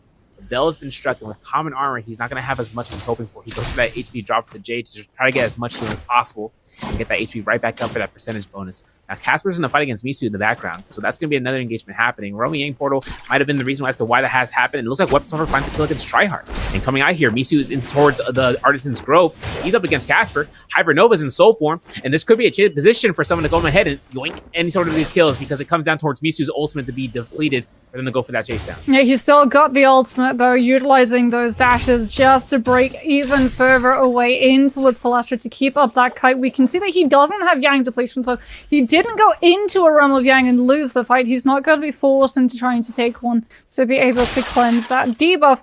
Picks up a bounty to get better information around the players about him, as well as potentially getting the information of the player who was chasing after him, who it looks to be Casper was also in on that fight, as we just saw his health bar pop on up. Tryhard now does have Yang depletion on this Akos, has the F2, is going to be trying to find an isolated 1 versus 1, checking the invisibility bushes. Now turning into Temple, spot side Tizo, now trying to find this connection. Unfortunately gets interrupted as he was looking to close up that distance with the Scourge from that spear, as it is just going to be this other player just full on trying to avoid any kind of fight coming on through. You have to be careful. The longer that this takes, the more opportunity there is for some of these other players in the area to try and find the chase down. The Valda utilizing that combo breaker. Tryhard has utilized the F2, will be able to find the grapple bump into vertical. One slam needed, one soul bloom picked up, and Tryhard walks away, Yang depletion cured, and one legendary weapon richer. He's going to try and hide behind that tree trunk so that Potato doesn't see him as he comes out of that Corruption Storm damage, but he is going to get interrupted before he can skirmish out of the fight by the slap coming on through.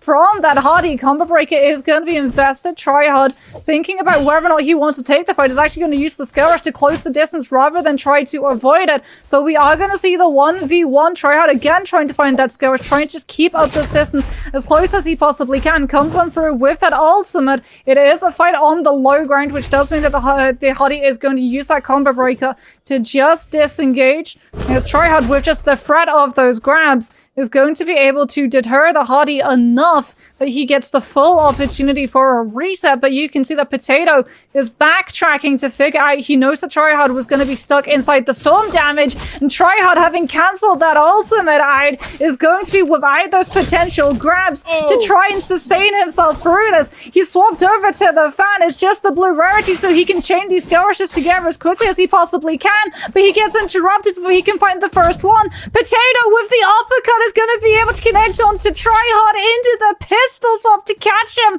as he tries to skill rush out, and Tryhard goes out of the lobby and Potato finds the kill. This is crazy because, you know, that 1-2-3, moment came through and it came in clutch.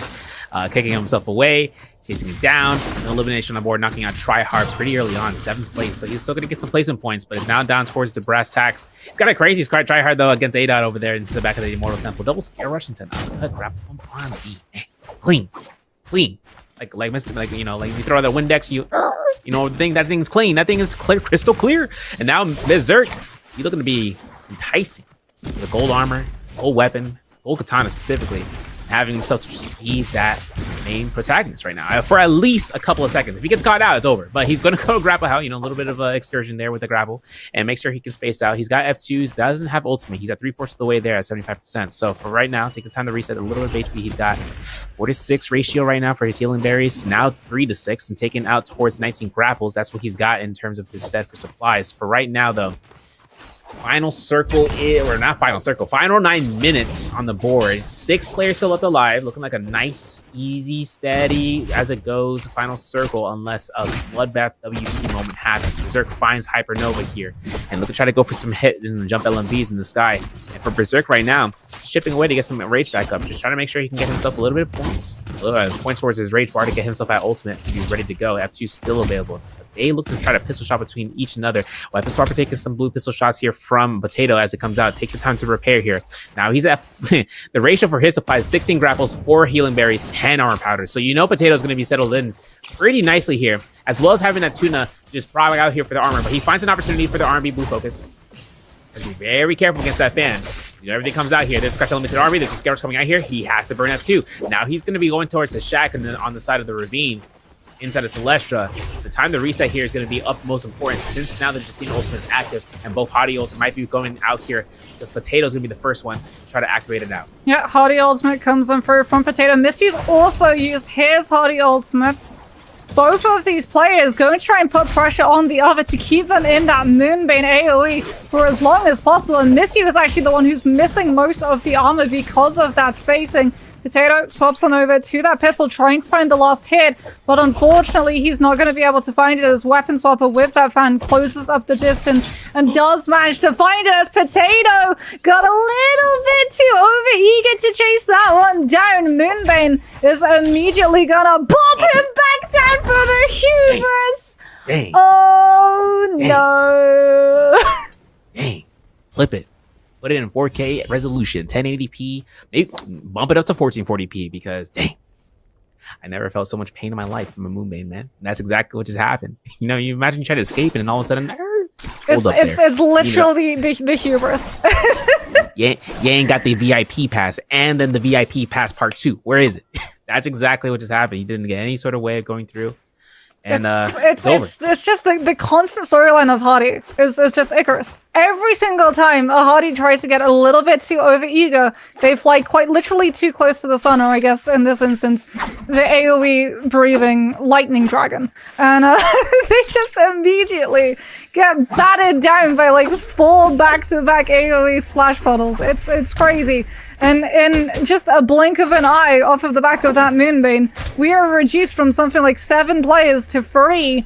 And we're going to be seeing the head-to-head of the Spirit Wall. You can see the capture progress. All of these other players can also see that capture progress coming on through. Valda a little bit better at holding down the space in comparison to that Matari. But Casper not allowing Weapon Swapper to have the confidence of contributing that ultimate. He doesn't want to burn the V2 unless he knows that he can find that swap and that capture guaranteed. And Casper does lose the golden nunchucks temporarily, and that is going to be enough pressure onto him. He loses a massive chunk of his armor that the other player left alive in this lobby is actually going to turn on the fellow Matari instead of trying to just take on the Valda and stop that Spirit Wall from being capped.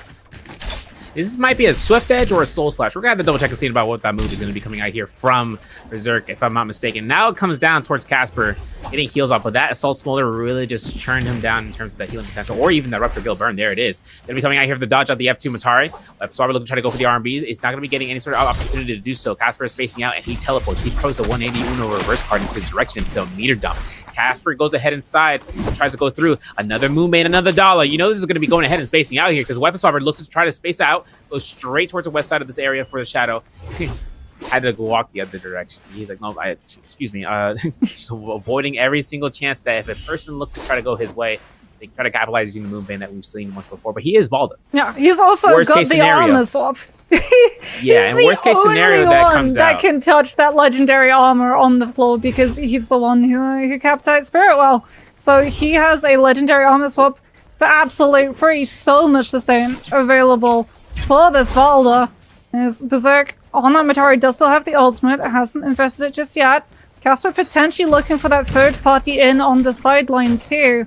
But it does feel like we're not really going to see a proper interaction into this fight until this Valda feels comfortable to be able to go for the full hit. But Berserk with the parry is going to deny the legendary halberds from coming out into the teleport catch to go for the, oh, not infinite because he doesn't have the Tarkin ability to keep him up in the air. But that was a good free juggle resets coming on through from Berserk off of those Matari dashes. I saw the vision and I knew exactly what he's setting up for, but Casper's right there to set himself to go ahead and try to snag it, and even then the terrain was going to agree Berserk regardless. Yo, shout out to Berserk. Real quick. But horizontal block extreme might not work in Casper's favor. He's trying to throw out this F2 to try to space out, but he can just hold horizontal right now in case anyone throws a blue focus this way. So it really comes down to his chase, but Berserk finds him regardless, going for the 1-2, maybe 3, maybe look for the F2 to the neutral. Oh, horizontal comes out regardless, but he gets caught again. That's going to be it.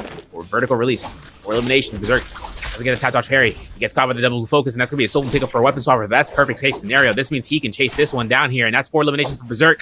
Weapon Swapper looking to try to go for the dash LMB. It's going to be 6 eliminations for Weapon Swapper here. Looks for a parry, but this is going to be a neutral situation. This is what Berserk thrives off of it, just looking for neutral. F2 is available for that combo breaker for a Weapon Swapper. He finds the RMB, and that might be it right there. And the grapple bump into an RMB blue focus. 7 eliminations, highest kill game we've had so far today. Weapon Swapper takes it into round 3 as a Valda, and coming back into this round. Well, they would be able to come on through with that grapple, as we are going to be, as you said, getting to head on back over to Padoria, getting to see and hear a couple of slaps coming on through against the nunchucks. I can hear the squeaks coming out of that chicken skin, and there's going to be Berserk, who has got his hands on that particular weapon on this Justina, managing to come through with the first kill. And starting off the game incredibly strong. He's also been able to get his hands on dual blades before going on over from these curves and trying to find a little bit more loot, as Numza with the 1-2-3 trying to find the kill onto Valda. Going to be denied it, however. He did all of that damage, but Weapon Swap at the last minute comes on through and steals it out right beneath his nose. Yeah, now Numza going to be playing out the Valda Weapon Swapper on that Liam gameplay in the Padoria region, which is something that's pretty prominent in terms of that pick selection pool. Might be seeing a Tesla around here somewhere in the midst, so we're going to have to see whether or not the players have decided upon using her later on, but we'll have to see. Parry comes out here, Casper anticipates that double blue focus. Weapon Swapper sees himself to go ahead and escape, but I heard another parry in the background here. The chase is still on. The Assault Smolder being picked up in the early game is a dangerous predicament. Casper has that, and that's going to be where he can kind of force out. Nice parry, no combo breaker. Can we extend a jump LMB? We go for a slide uppercut. It's more confirmed that way, and an R&B release gives him his elimination. Weapon Swapper now leaving Imperial Camp to try to decide upon where going next. Maybe Mandate Courtyard, maybe even into the areas towards Azov Peak, or not Azov Peak, into Skygaze Cove. It really comes down to the decision making from there to get right back into the fight. Because with Numza here, with that blue staff, or blue spear, I should say, with the blue armor, he's ready to go for a chase down against that Liam. Yeah, he's looking for the chase down. He's trying to keep an eye on where Trago has headed off to. So far, we haven't spotted any Tessas. It's just been Valdes, Liam's, and Justina's coming out from all of these players. So far, Mitari as well going to be picked up. But Potato looking for this third-party opportunity, potentially. Doesn't manage to keep himself into the fight as long as he wants because everyone around him is looking to groove if he does go for that extension, as everyone is going to be turning on to Raven on this Valda. The grapples going to be coming on through as he tries to maneuver himself away without being forced into burning that ultimate out, because that's going to paint himself an even bigger target if these players know that they don't have that ultimate to go for the reset. Forbidden Seal is going to deny him the opportunity of using that V2 to extend into his health, and these two other players are actually going to turn instead onto a Justina as we see Potato looking for that drop down for the charged R&B on those halberds. Still going to be in effect, so Potato is going to have to be very careful that he doesn't extend into a fight too over-eagerly without the ability to disengage from it. And you can see in terms of the positioning that this Matari has taken, that is at the forefront of his mind. He is not going to be keeping himself chasing down any of these players. He does not want to be the one turned on to, since Matari does not have access to the same level of combo break in comparison to something like the Valda. Yeah, now for this chance here, Potato takes this opportunity to be on that low ground. Look to try to go for a stagger if he can, just to try to force out a musket shot. But he gets caught into, return to sender. And now he's looking to chase down Raven here as it comes out towards the Valda. And now, both common armors, as an armor pattern to try to look for that reset. He's going to burn one right now.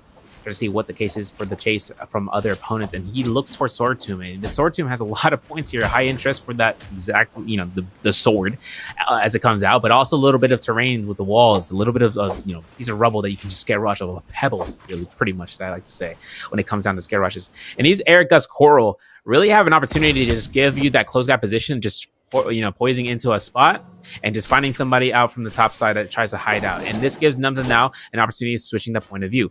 Now, towards into the Skygaze Cove, Numza will chase down Raven, and there are a lot of bells coming through here, but more importantly, taking issuance of taking that Skygaze Cove with the Lava Conductor's protection. If any of the players decide to go ahead and activate that whole side of the Skygaze Cove gets lit up in terms of where those lava pools are that are dried up, and it becomes active, giving the user the infinity towards lava, meaning that they won't get caught by that burn tick that comes out. It's not a burn tick that deducts your healing, it's just a burn tick that eats away at your HP, at your white health completely, for the majority of time, as long as you stay within.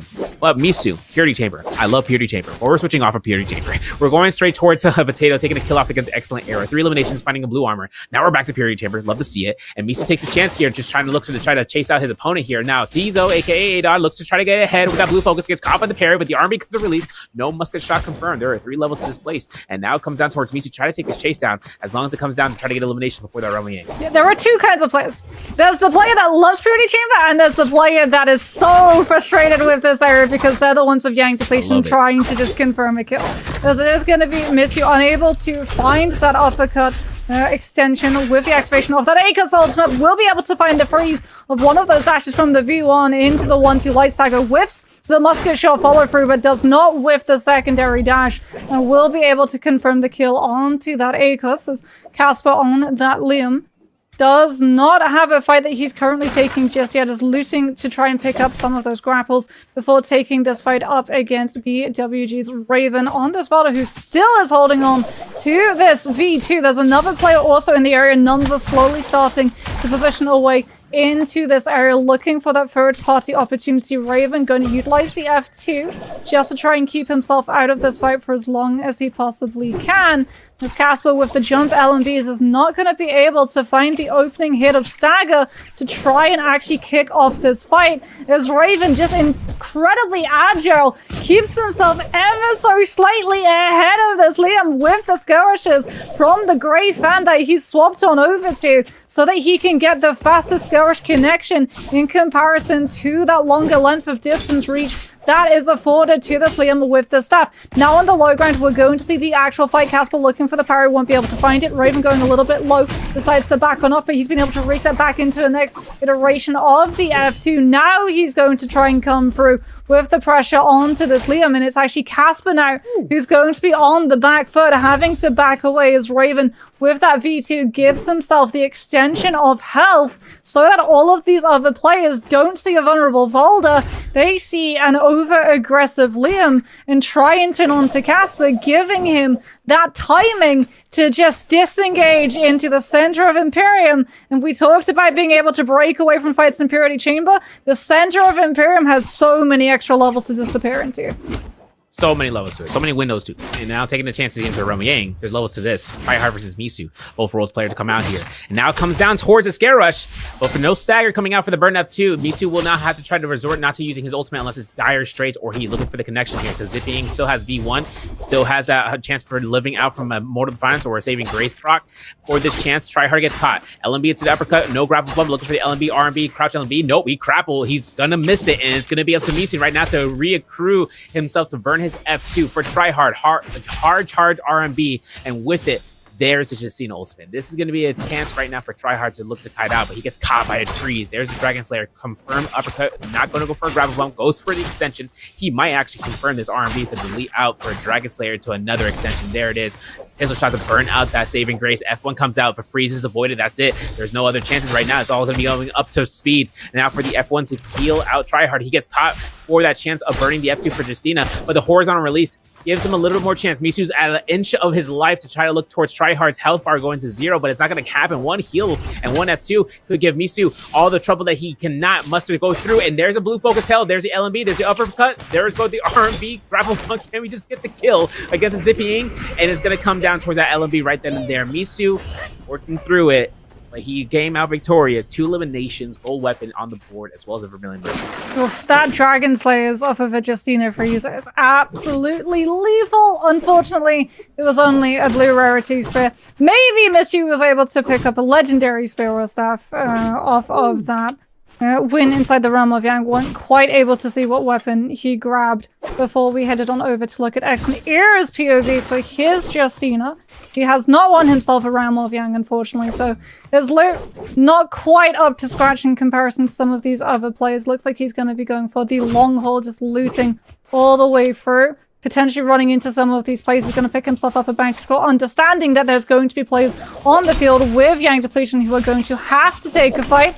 So we're going to be looking at Hypernova, who has a White Tiger's prowess, has a legendary staff as well on the Zipping, is going to be incredibly tanky with that purple armor, as well as trying to turn this attention onto Missy. The Assault Mortar coming on out from the Liam, also looking to third party and put the pressure to stop this Justina from having that recent opportunity that should be afforded to the F2. And Missy's going to have to cancel it out early. We know that he does have that buff. If he goes down, he will still be able to stick around in this lobby, but he does not want to go out of this without picking up a kill. Unfortunately, it is going to occur. Vermilion Bird's Might is going to be clipped off of his corpse.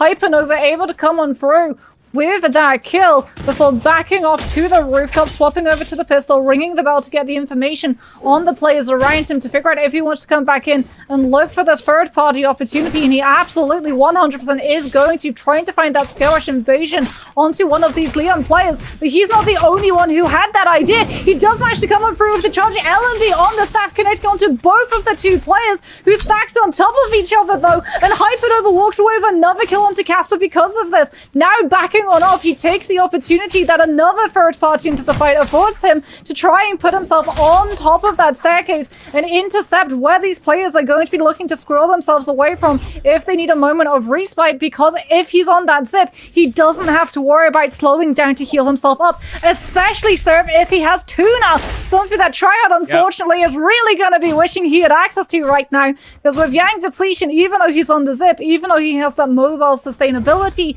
he's still got to keep himself in this fight against the Vault. And now that the V2 has been burned out from Numza though, one hit of that horizontal is going to be enough for Tryhard to claim the kill and grab the Soul Bloom and find himself that Yang Depletion cleanse to keep himself in this lobby just a little bit longer. Yeah, I saw Light Or I saw Hypernova with that tuna on the proc, and with that white tiger, I was like, yeah, he's not dying. When I saw that early on, he's like 40 heal per talk. He's not going to take any damage here, and as a zipping. And now it comes down towards the top 6. We still got Romang too to be available. Well, Misu is in dire straits right now. He has no armor. He's going against Hypernova, who's got ultimate in hand. He's going to proc it out early, and with that plus 15, plus the effects of the healing with the V1, he may take all this damage, but his F1's about to come up here. And unless there's going to be an extension coming out here, unless elimination comes through, the Vulpin's essence has been revealed. And this is going to be where Hypernova comes out to full swings of sustaining out. His V1 is still rocking up. He still has healing to be available for him. He's still going to go for that max reset for his gold staff as well for the repair. And now it's going to be a chance here about it. Hypernova makes sure he can put his chance out to go through the Romy Yang. And now, of course, making sure he take that Romy Yang portal pass. Now, 45 seconds is left on the clock here. Of course, looking towards the pistol shot, try to get that bell shot. He's going to fall slowly. We got to burn for time right here. And for 6 players still left alive, it really comes down towards these positions for the players. And now, excellent era moving out to the northwest.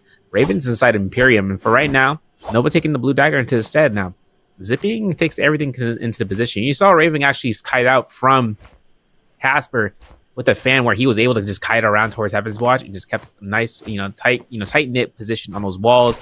And when he got caught, V2 ball comes out. This gives a whole different meaning towards this engagement for any opponents in the nearby vicinity. So that's where Valda can really just approach towards that. Justine, on the other hand, her ultimates can be used for disengagement, but only at the cost of just being at a set distance. And there's nothing you can really do to hold your ground unless you're going to be doing the offensive reasoning for it, which we saw from Misu. He was able to use his ultimate what it seemed like to be defensive, but he swapped out here against Tryhard to use it in an offensive manner, looking for extensions from using that spear. But Casper, Tryhard, fighting it out here in the Romy Yang for Romy Yang 2. Yep, Casper coming on through with that fan. Tryhard utilizing the F on that zip, breaks away from the fight onto the pillar to try and find the skirmish. Goes for the overhold of those dual blades. Casper is going to clank against it with the charged LMB on that fan. Both of these players waiting for the skirmish, no one really wanting to throw it out. Casper trying to force Tryhard into clanking it. Looked for the jump parry on the exit of it. Neither of these players actually finding the opening that they're looking for. Casper reveals the assault smolder. Tryhard does manage to come on through with a little bit of a clip on the RMB, but Casper is able to find the wind gust connection onto the zip, overholds onto that vertical to just armor through all of the light attacks that Tryhard was looking to set up onto him, as he will be able to find the 1-2 into uppercut extension, into grapple bomb, into He had the V2!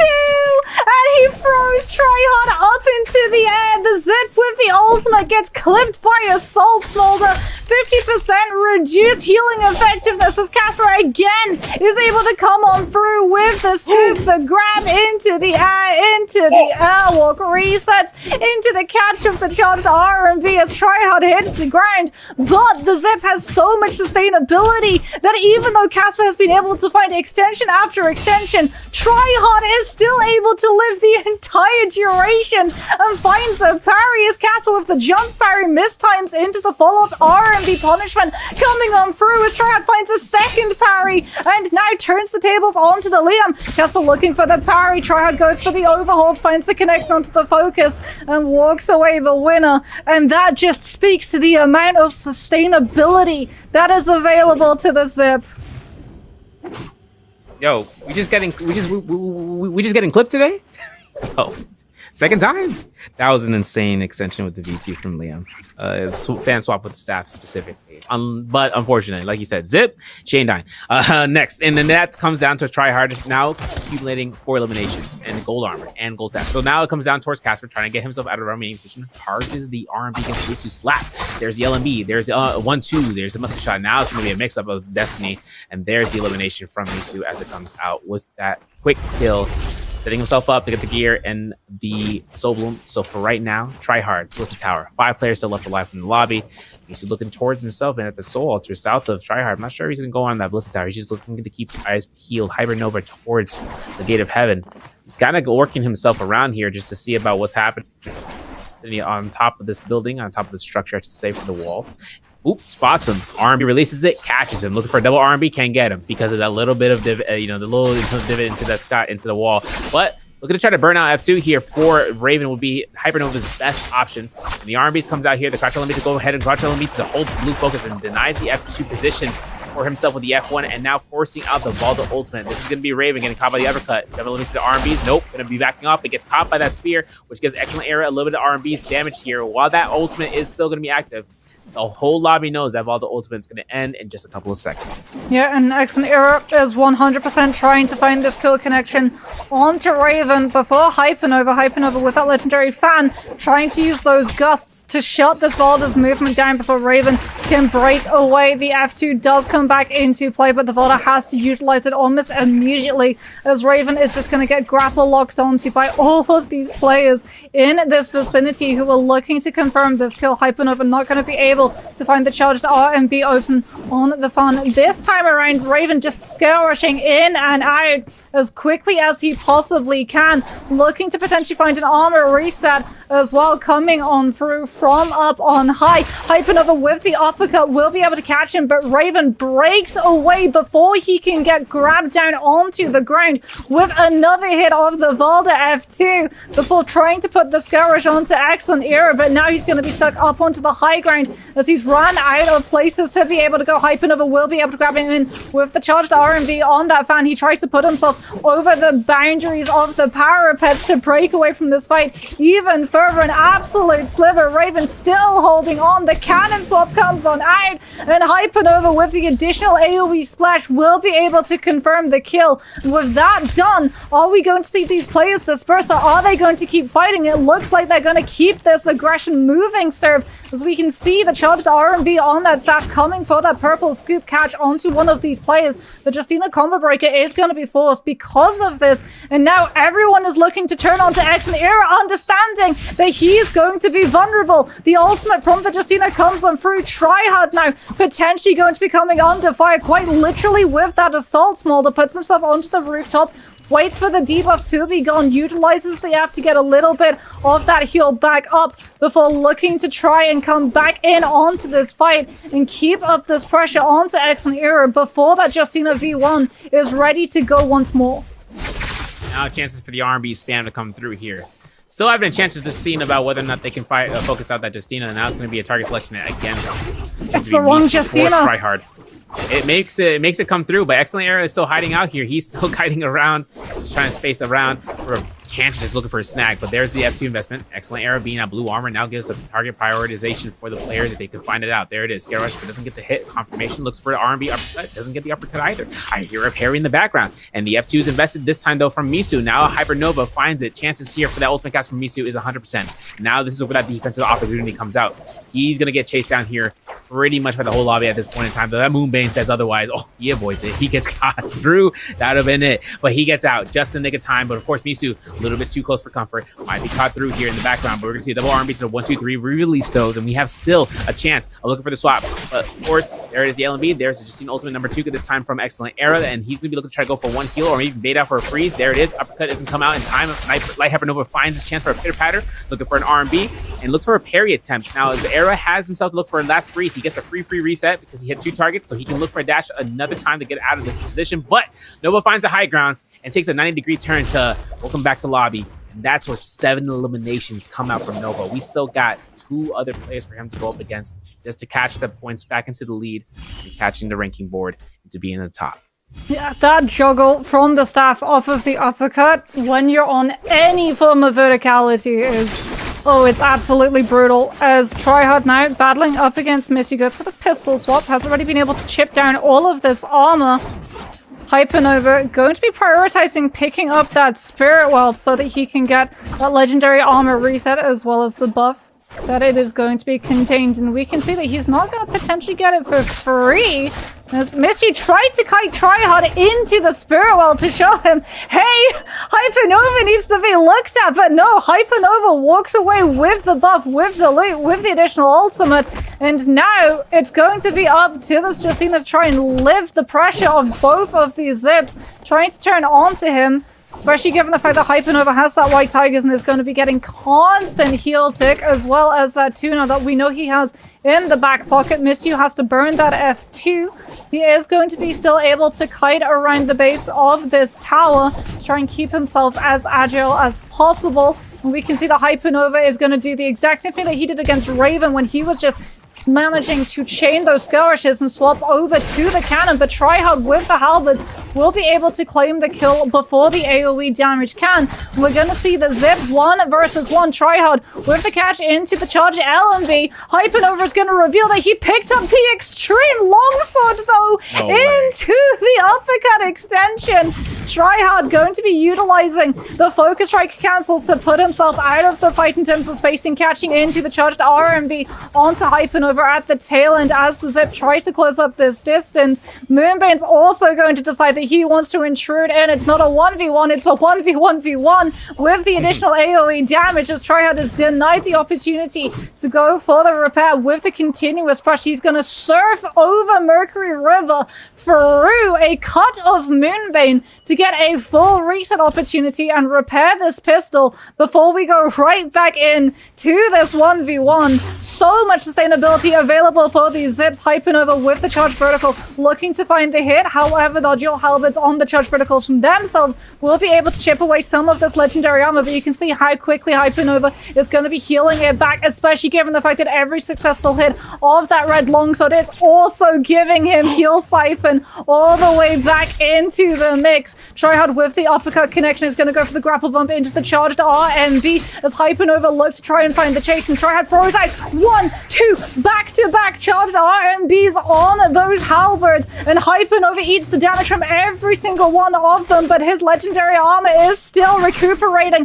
The range drops attempted to come on through. The wave roll going to be invested from Hypernova, but he's on the terrain, which allows Tryhard to get an additional frame of juggle. Hypernova now with the ultimate is going to be procced out of Sedated Soul. Tryhard still holding on to his, has the ability to live one fatal hit, and we go back into the 1 versus 1 as both of these players breaking away from the fight, looking for that reset opportunity as Hypernova puts himself onto the high ground so he doesn't get held up against that storm damage, and we go back into the 1v1 neutral with both of these Zips waiting for that F to come back online. Tryhard losing a lot of that armor, has to utilize the F1, goes into the legendary armor reset swap that Hypernova had left behind, and Hypernova now utilizing the charged R&B to hold Tryhard into that storm damage for as long as he possibly can. The grapple connection is going to get baited out, but Tryhard swaps over to that pistol. Hypernova with the power, anticipated the charged vertical coming on through from the halberds for Tryhard to try and find that spacing yet again, and Hypernova is finally able to find the uppercut extension into LMB, and the Zip 1v1 will come to a close as he duels in the 1v1 scenarios.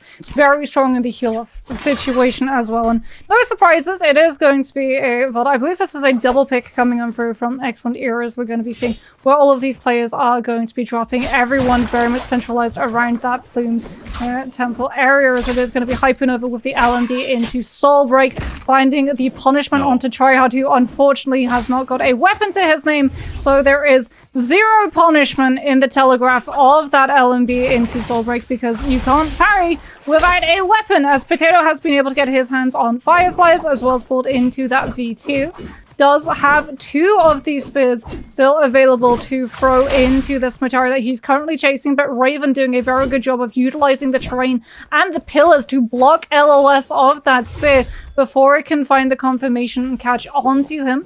This Potato, incredibly low, is now going to have to go into that neutral. Does still have the F2, will be able to come in with the RMB on those dual blades, connecting on to the Matari, and Raven is actually going to use that F to blink away from this fight, allowing Potato that reset window that he was searching for as he went to the sidelines of Plumes. He went further away from it. Raven went deeper inside it, and unfortunately looks like he did go into another player, but everyone is currently occupied with whoever Hypernova is chasing onto, is now with Potato going for that armor reset, turning into this fight, will be able to come in and find the kill onto Berserk for setting up that skill rush and trying to find this continuous chase onto the other player in the area. This is going to be a huge soul break coming out here. Excellent Air eating a lot of damage, and he goes down. That purple tagger doing chonky damage in the beginning. And he's got an umbrella on his body. That's crazy. I didn't even know that existed. But you know what's crazy about this? Purple Dagger on Valda can really rue the day for any sort of opponent trying to look to get away from her. And especially if she has that combo breaker to really reinstate for Crouch LMB, really come down towards that Soul Break as well. 1-2-3s though. Nums is going to release every single one of those. It seems, it feels like it's going to come out here for the F2 investment. Now Potato takes time to try to reaggress in terms of the bottom floor of the Achilles Courtyard. Goes for a Soul Break for free. There's going to be the Crouch LMB to RMB, and there's going to be the hold arm horizontal, but the Clink comes out. The Hottie ultimate is in play. Now Potato has to disengage completely without having to want to invest his ultimate. Only one armor powder in his set for a level 2 for that full reset, but if he gets pressured out even more so towards the Falcon's Perch, this is where that lockdown potential can come through. 9 grapples to his name, and look to use as much scare rush as possible horizontal in the face of his opponent who is chasing him down. It's a very scary move, especially when you see him in the camera view. Raven, though, taking the chase back towards his area, finds his chance of potentially looking for it, while Casper's going for the R&B from a longsword, making sure he can try to go through it. He looks to using his longsword. If he goes for a combo, I'm for it, but there's going to be R&B releases.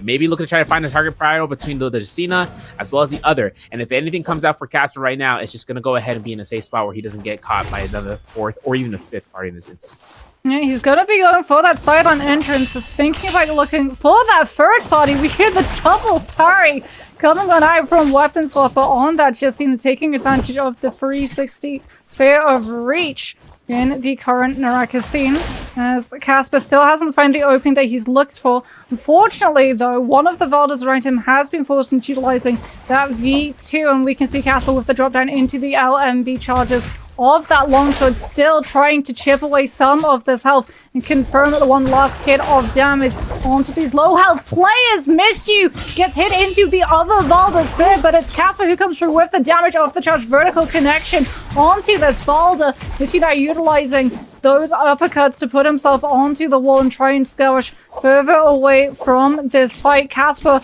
utilizing the horizontal and sprint to try and keep pace with him, but takes his eye off of the players behind him, also looking to take the kill down, and will get taken out by Raven with the charged RMB of those dual halberds on that Mitari ultimate, using those blinks to close up the distance and put himself behind those players. He's now out of the ultimate, does have the F, does not get the opportunity to use it, unfortunately, as the soul break comes on out from Misty with the chase down on this Valda. 84% to that next ultimate is looking incredibly lethal, especially if he's able to get his hands on a soldier like Assassin's Luncher, as he talked about. So Valda incredibly strong with that dagger, incredibly stronger if you're able to get your hands on a free Assassin's Luncher. Confirmation off of those soul breaks coming on out of the charged LMB if a player gets stuck inside one of those bubbles.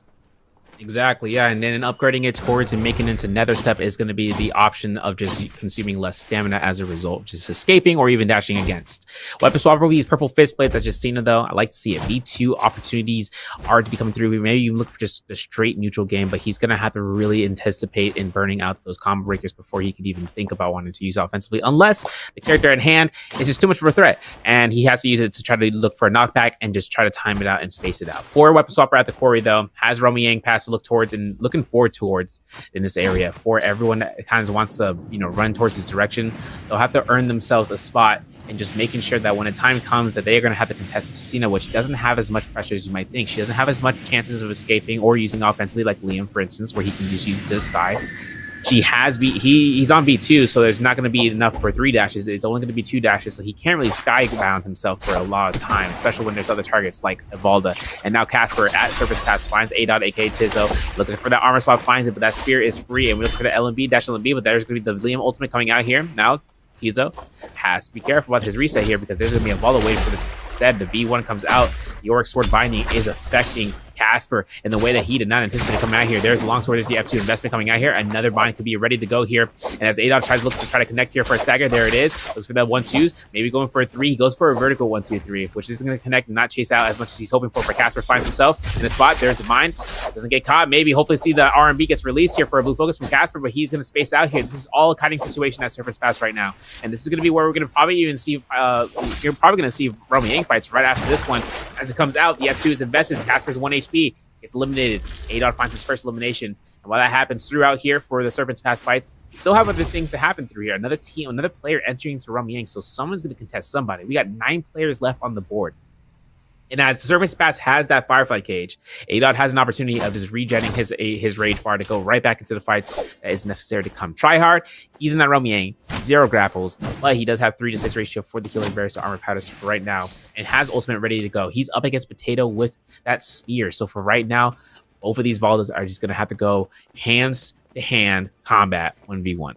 Yeah, I mean, Valda Spear, though, into that Dragon Slayers is not the fight that we're going to be looking at. It's just going to be Weapon Swapper. With that, Justina V2 has already utilized one of those dashes. Unfortunately, he only gets one other one. Will be able to find the connection onto Berserk, but Berserk, with that Spear hold of the gold frame, is going to stop Weapon Swapper from finding the extension that he was looking for from that freeze connection. And thus, Justina is forced into utilizing these pillars to just Scale Rush Kite out for as long as the Valda ultimate is going to be active for, before we go back in to just base abilities. Does try and find that next Scale Rush. Berserk looking for the clank. Both of these players looking for the interception. Weapon Swapper charging up the blue.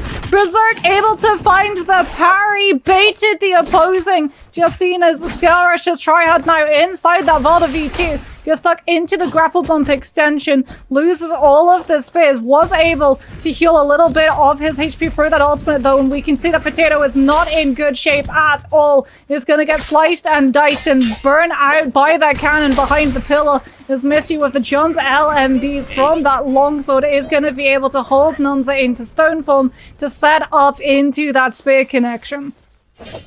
No, and that slap was detrimental. And now it comes down towards Misu with that elimination, taking Realm Yang victory. Berserk finding his bread and butter, Hong Sword of Gold rarity, slap it up. Can't believe it's margarine. And now it's going to be Berserk putting himself with 24 grapple, so he's looking to hunt down. He's got himself armor powders to sustain out. Has healing berries to keep himself going through here. Has a little bit of gold to kind of work around with. He needs to look to try to buy supplies if it comes down to it. Numza, though, Misu's opponent in the Realm Yang, I might want to be careful enough taking this fight because now Misu is showing up against Numza. The whole sword action comes out. And Berserk eats up all that damage. The horizontal release. Every single of these targets on both of these Valders are taking both of these blue focuses. But now it comes down to Berserk looking for that, looking for the yoink if he can. He's trying to find that snag if he can get the kill just like that. Parry like that, though, anticipated. The F2 comes out from Hadi, and now it's going to be up to the lobby to try to chase him down. And the Hadi and the Plume Castle region towards the kill his crest. It's definitely a margin to kind of work in terms of the era of seeing whether or not he can catch him off of the ultimate to be invested early, or just trying to catch him outright, just throwing out bow shots, throwing out range shots, these things of that nature, or just a wild haymaker blue focus. Either or. Berserk is dropping down blues as as easy as it is coming through an oil well. He's just going to go ahead and pipe on out, and if he can try to get an R&B blue focus off of a target, might be giving another opportunity for someone else to continue the chase, or then he can go for a reset if he gets some chip damage coming in from that line. Berserk just putting himself on silence. He doesn't have Yang depletion. He's one of the players who has Vermilion Birds Might, so he can get as aggressive as he wants to. Holds on to that V2, so even if he does get pressured by these players in the area, he's not going to be forced into utilizing that ultimate to make sure that he continues in this lobby, because he's going to be looking to take this fight against Tryhard. Going to be able to bait out the Valda F2 coming through from Berserk, and he's going to back on off, wait for a little bit of that cooldown to be back into his favor before turning onto the player who was stuck in the bow and therefore could not parry the charged RMB on those fist blades. Coming on through and putting down the pressure. Numza coming under a lot of aggression. Berserk will be able to find the parry into horizontal, into grapple bump extension, and that is going to be a lot of health now removed on the side of Numza, who's going to have to just keep himself away from these players as quickly as he possibly can. Berserk looking for the jump parry, will not be able to find it. Now, Misty has joined in this fight, spots out this Hardy a little bit low in terms of that armor situation, and it's going to be Berserk with the parry turning onto Numza, anticipating that focus strike from trying to clip onto these players chasing him around that corner, taking it now into a 1v1. Valda versus Valda, who's going to be able to find the win? Berserk coming in through with the Scale Rush. Decides not to keep fighting. His Vermilion Bird's Might has since worn off, so he is going to full disengage, look to reset that armor, put himself into a position where he feels confident to take a fight if it shows up on his doorstep, especially with players in the area looking for the third parties. Hypernova on this ACOS with the F1 rather than the F2.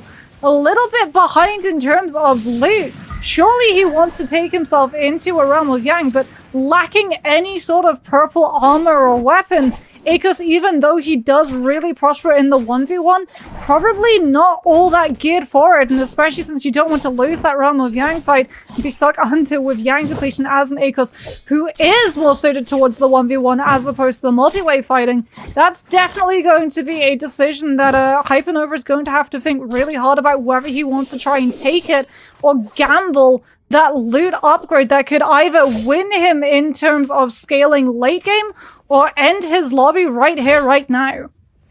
Yeah, taking into that consideration, we even seen players using common armor going to Rumble Yangs, but that's because they have sustain like Zipping, so it doesn't really come out to a whole different effect besides sustaining out. For an Akos, the blue armor and blue rarity weapon, I mean, it's susceptible to damage to getting caught out because then you have to burn through the enemy shield that's a V2 Valda, so you really have to just kite around. And it really does come down towards skill, and that might be the topic of conversation that comes out, but it's also towards the fighting, who you're going up against. That comes down towards the, enemies meet. But Berserk, Tryhard, up against each other into the Rumble Yang. Gold Hong swords on both opponents here, both of them Valdas.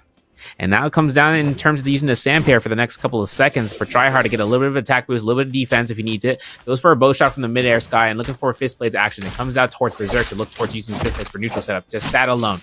And there's going to be the dash LMB. The whole check comes out. The F2 gets invested. Grapple is more confirmed than anything else before for Berserk. He's looking for it. Dash LMB double rolls back in terms of avoiding that lethal jab. And there's a grapple bomb. There's the RMB, but no extension past this point. And we're chasing this down. And we catch another dash LMB. That's a free RMB release. That's Tryhard going down in the Rumble Yang. Still having one elimination, but Berserk is picking up another one. And then the other side, Misu versus Adon, aka Tizo. All right, and this is going to be a long sword versus spear fight. Valda with the spear. We've seen this happen before, but let's take a look at the scene, what Misu has up against Tizo. Yeah, Misu looks for that scale rush before going for the grapple, swaps over to the pistol, starts just chunking down that armor, tried to find the jump LMB connection onto Tizo, tried then to turn into that charged vertical as the Liam hit onto that low ground. Tries to do everything that he can to force this Liam into throwing a blue so he can look for that parry and burn out that F ability as Misu with the scale rush tries to go for the 1-2, the overhold of the vertical. Tizo not going to be able to find the extension as the Valda does utilize the F2 to break away from it. Still has not had to use that F ability though, nor the ultimate, as they're just going to be missing out with that scale rush connection back to back into the pistol swap catch. Tizo now with the ultimate does not even get the opportunity to throw the Auric Blade and look for the teleport stagger, as Misty just so clean with those scale rush connections into that pistol swap. That Liam's health, it was a magic trick. It was just like the Kylan pick rate of today. It was there 1 second and suddenly gone the next. Yeah, it was like poof, magic trick, hey yo. And now it's coming down towards Berserk. Tryhard outside Rumble Yang for round 2.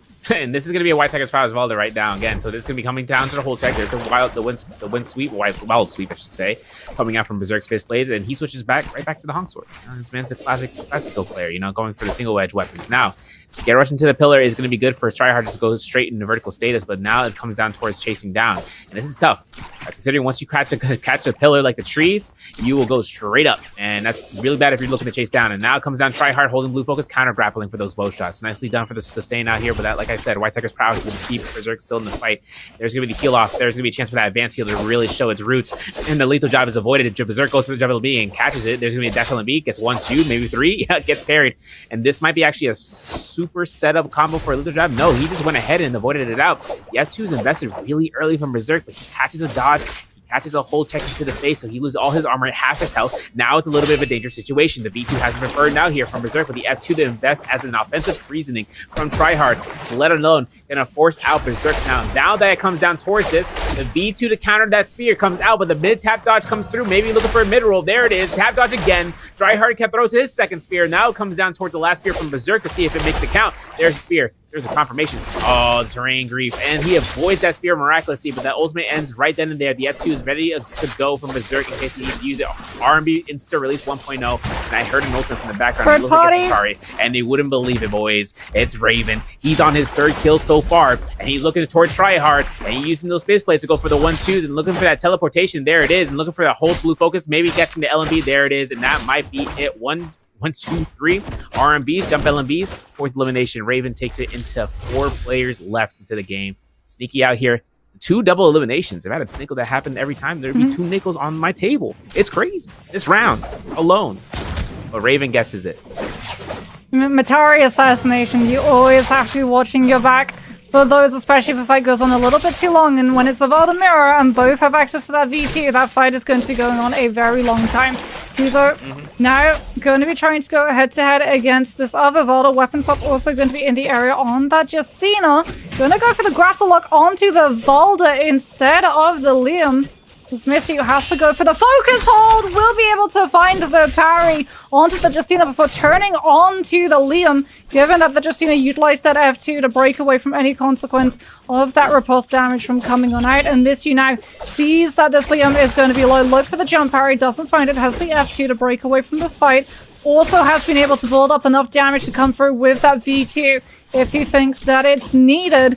As it is going to be a kite now coming on through from that Justina. With Misty's target denied, he turns on to Liam. Instead, that ultimate is going to be coming into play, and we are going to be seeing Misty trying to just dodge out of the Tauric Sword teleport. But the ice cone, the Justina was waiting for Misty to go for the chase down. The stun concussion is not going to do enough damage to guarantee the kill, because Misty had the V2, but he's going to be losing all of that over armor because of the fist blade tracking coming on out. He's got 1 spear left to his name. The ultimate's about to run out. He was the predator, but suddenly he's become the prey. His Misty, an absolute sliver of health, is getting chased down by both the Liam and the Justina, who still have all of them ability. As Misty has absolutely no choice but to just back-to-back skill rush and then try and grapple onto the low ground, breaking away from these 2 players who are just trying to absolutely shred that little bit of health that he has left. He's got to take all of his chances going into the Moonbane, as Weapon Swapper does not have the V1, so he can't use the ultimate to contribute those dashes to chasing the Volva down. He has to rely on the grapples, closing up the distance with the charged R&B on those fist blades, forcing the Volva's F2 out early, and still has that ultimate available if he really wants to commit into this fight. Now chances here for Weapon Swapper to really hold down here. There's the ultimate crash. Oh, wow. He instant R&B'd after it. So now it gives a little bit more issues here for Misu. Misu looking to try to go for the tap dodges, anticipating it, gets caught by the freeze. That's an immediate jump LMB. Doesn't get it. The F2 comes out from the combo breaker. Now it comes to Misu to kite this one out. Finds an armor swap. Nicely done, but he has to go right back to the box. He's looking for that purple armor, and it looks like there's no more dashes right now. The R&B release comes out. We're looking for another R&B, and there's a parry just like that. The F2 is up, though. Weapon Swapper looking for the chances here, but of course, packing it up here for pistol shots might be a safe bet to see whether or not the Scare Rush comes through. There's a Scare Rush. There's a confirmation. Weapon Swapper lives 1 HP. Oh my goodness. And it's a 1v1. Weapon Swapper with his other opponent, if I'm not mistaken. Raven. Yes, it is. Raven got his 5th elimination as a result from killing off A-Dot earlier. And now it's up to team both of these opponents to go up against one another. Matari versus Justina. Who is going to come out on top? Raven does have access to the ultimate. Weapon Swapper ever so close to his, but not quite there just yet. Raven is going to be able to ring the bell with that pistol swap. Knows where his opponent is going to be. Goes for the grapple lock to deny the opportunity for him to start kiting over towards that spirit well and potentially cap out that distance and get a free armor reset. As Raven looks for the the crouch LMB connection, loses a chunk of his armor, utilizing the F to try and keep up the pressure onto this Justina, forcing out that F2 early. Both of these players breaking away from the fight. Weapon Swapper denied the opportunity, tries to go for the R&B catch as Raven looks for the grapple lockdown, but Raven's going to cancel out of that one before he can get clipped into it. Now it's going to be the kite, the Justina into the corner, going to be taking a lot of damage coming in from the storm, but Raven managing to catch Weapon Swapper against the wall. 1-2, crouch LMB. It's not the infinite, but it is an absolute CC lockdown. However, the damage has been done. Weapon Swapper is able to come on through with the last bit of reach necessary for the V2. Finds the freeze onto the Matari, but Raven with the F finds the chase down into the jump LMB and manages to claim the kill. and got himself the MVP he needed, 5th round championship round, and that really just puts him in the spot for that trios. But for solos, V2 kind of operates where you use it offensively and you go full send, but we're full sending ourselves into round 6, folks. My name is Severio alongside with God Moxie. We are out here live for the final round. Misu frame 1 elimination against Nubza with the halberds coming out into Eventai Temple, and it really comes to show out between these Voldas that have been able to come through as being their double picks, and Misu is not going to let up on this effort.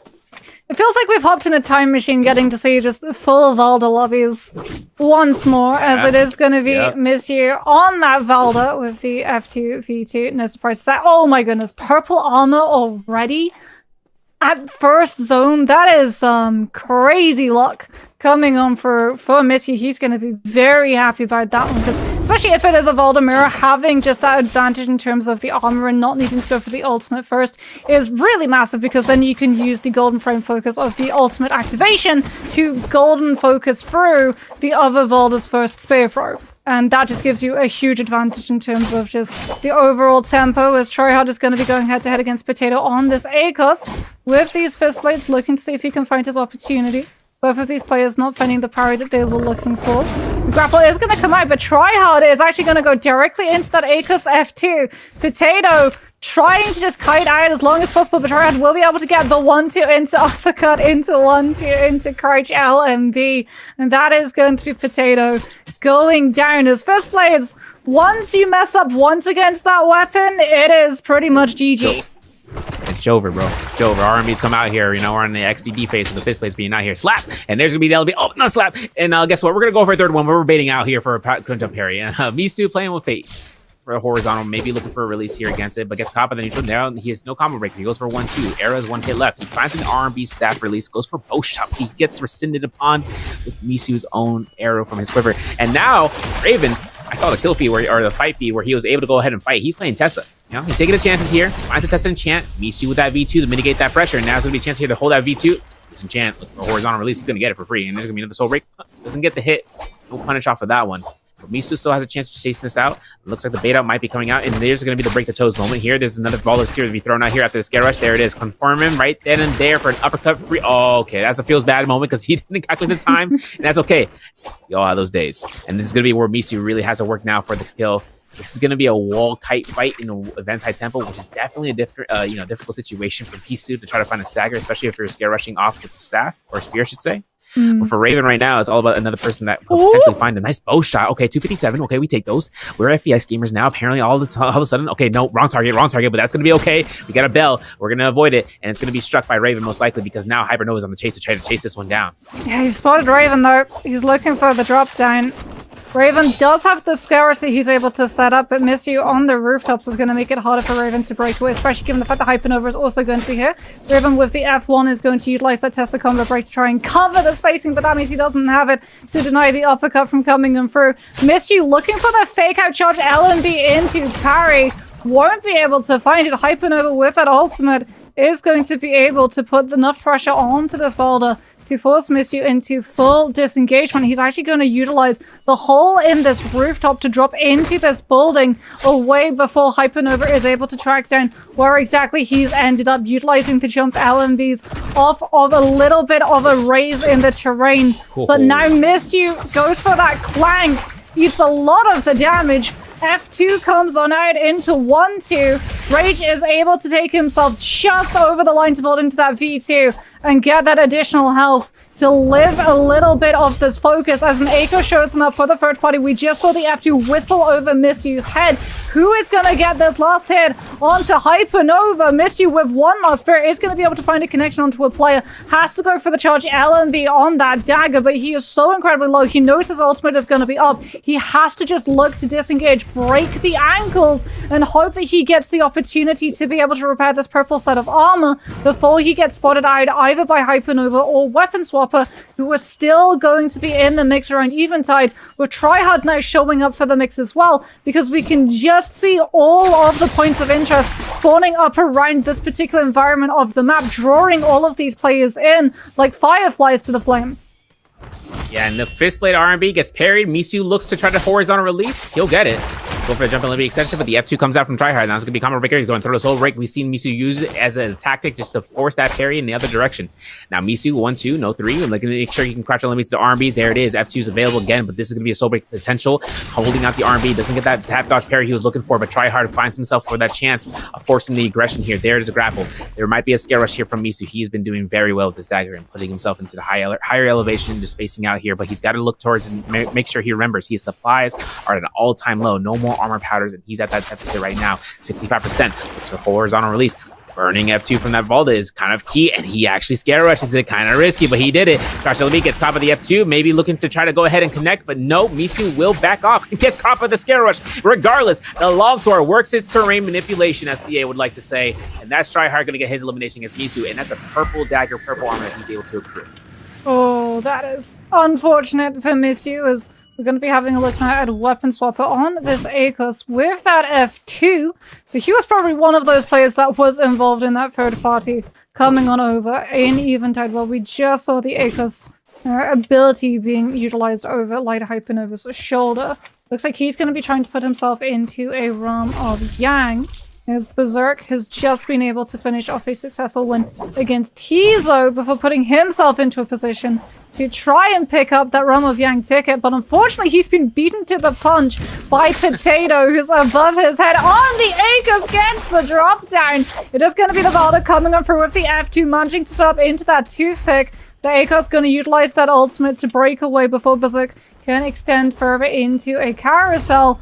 And with that Yang ticket, there is no punishment for him investing that ultimate as long as he can hold the spacing for when that Yang opens. He'll be able to go right into that portal and get his ultimate back, as Berserk also goes through the portal, and we get the rematch. Only this time, there's no opportunity for either of these players to kite further away.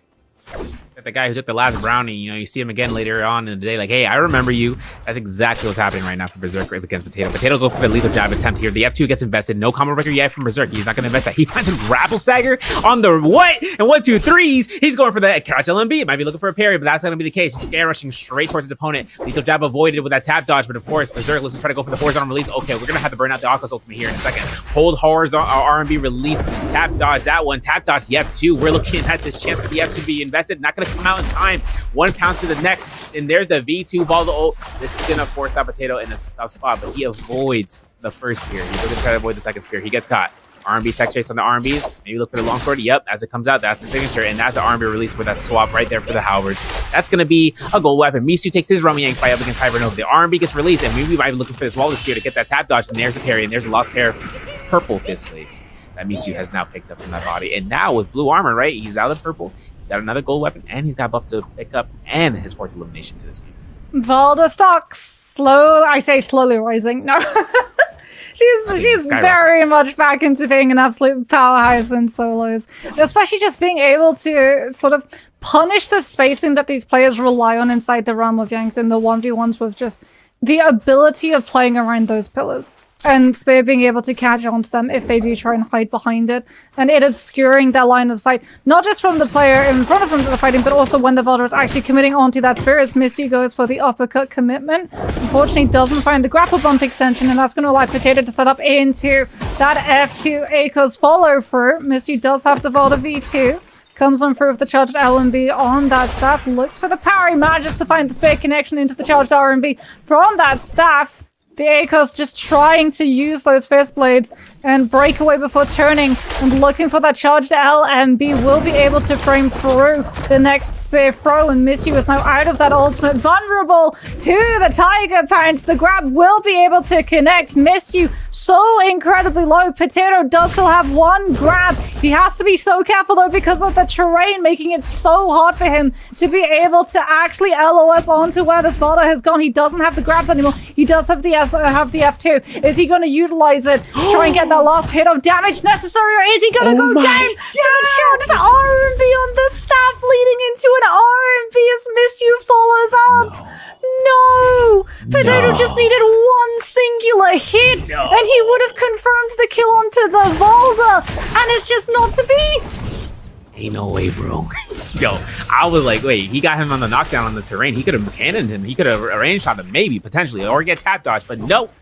Unfortunate circumstances, but we still have things that are happening right now, folks. We got 8 players still left alive. Berserk looking to try to chase down Misu as that spear has been held between Naraka 1 and 2. He's throwing it. And he's going to be looking towards and seeing about that Hottie. Hottie's going to be going ahead and flying in the sky as Berserk looks ahead with that fan. Sees Misu at the shop. He's like, hey, what are you doing, bro?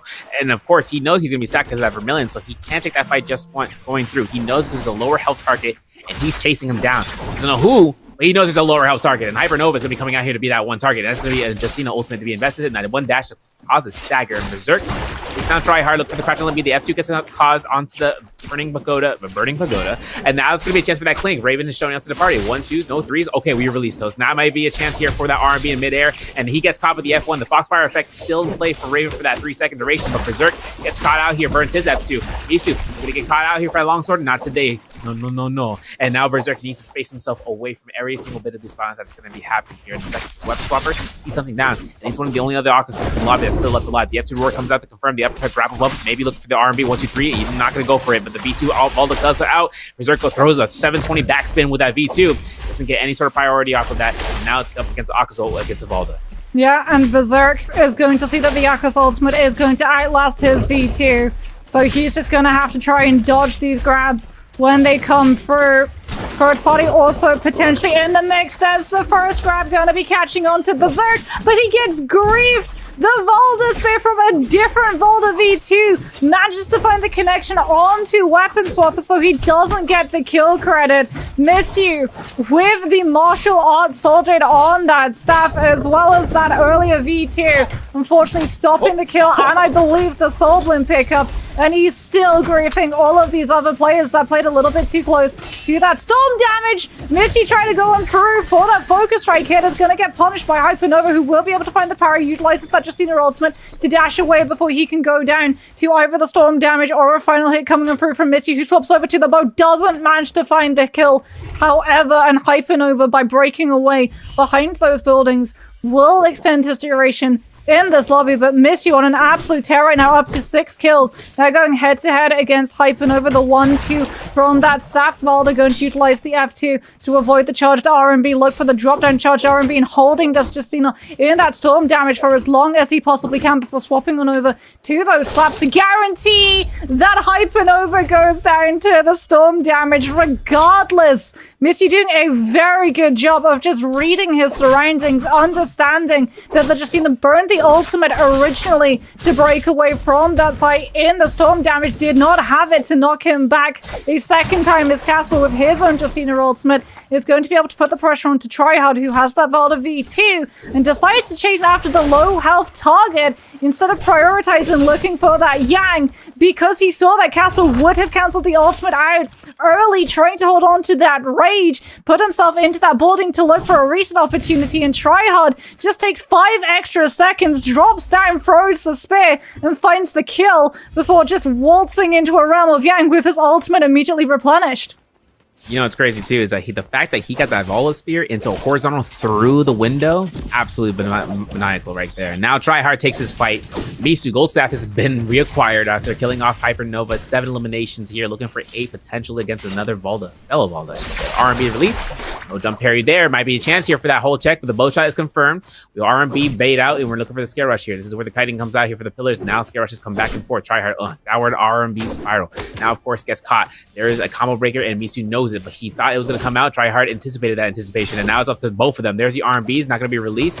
The charge up, gets caught. F2's invested. No tap dodge LMB coming through here. The Valda spear coming through. Nope. And we might get a Misu potential to burn the V2 from Tryhard, and that's going to be the case. Tryhard gets himself caught with the R&B from the staff. Okay, there it is. R&B. He's been trying to do this whole day. Okay, dude, we're going for the Shaolin Staff Infinite. Okay, dude, we're going for that. And that's going to be the elimination that we're seeing. He didn't go for the slam. Okay, listen, it's going to be Misu taking the elimination there, but he's going to go ahead, pick up number 8, Ocho Loco, coming in from Misu.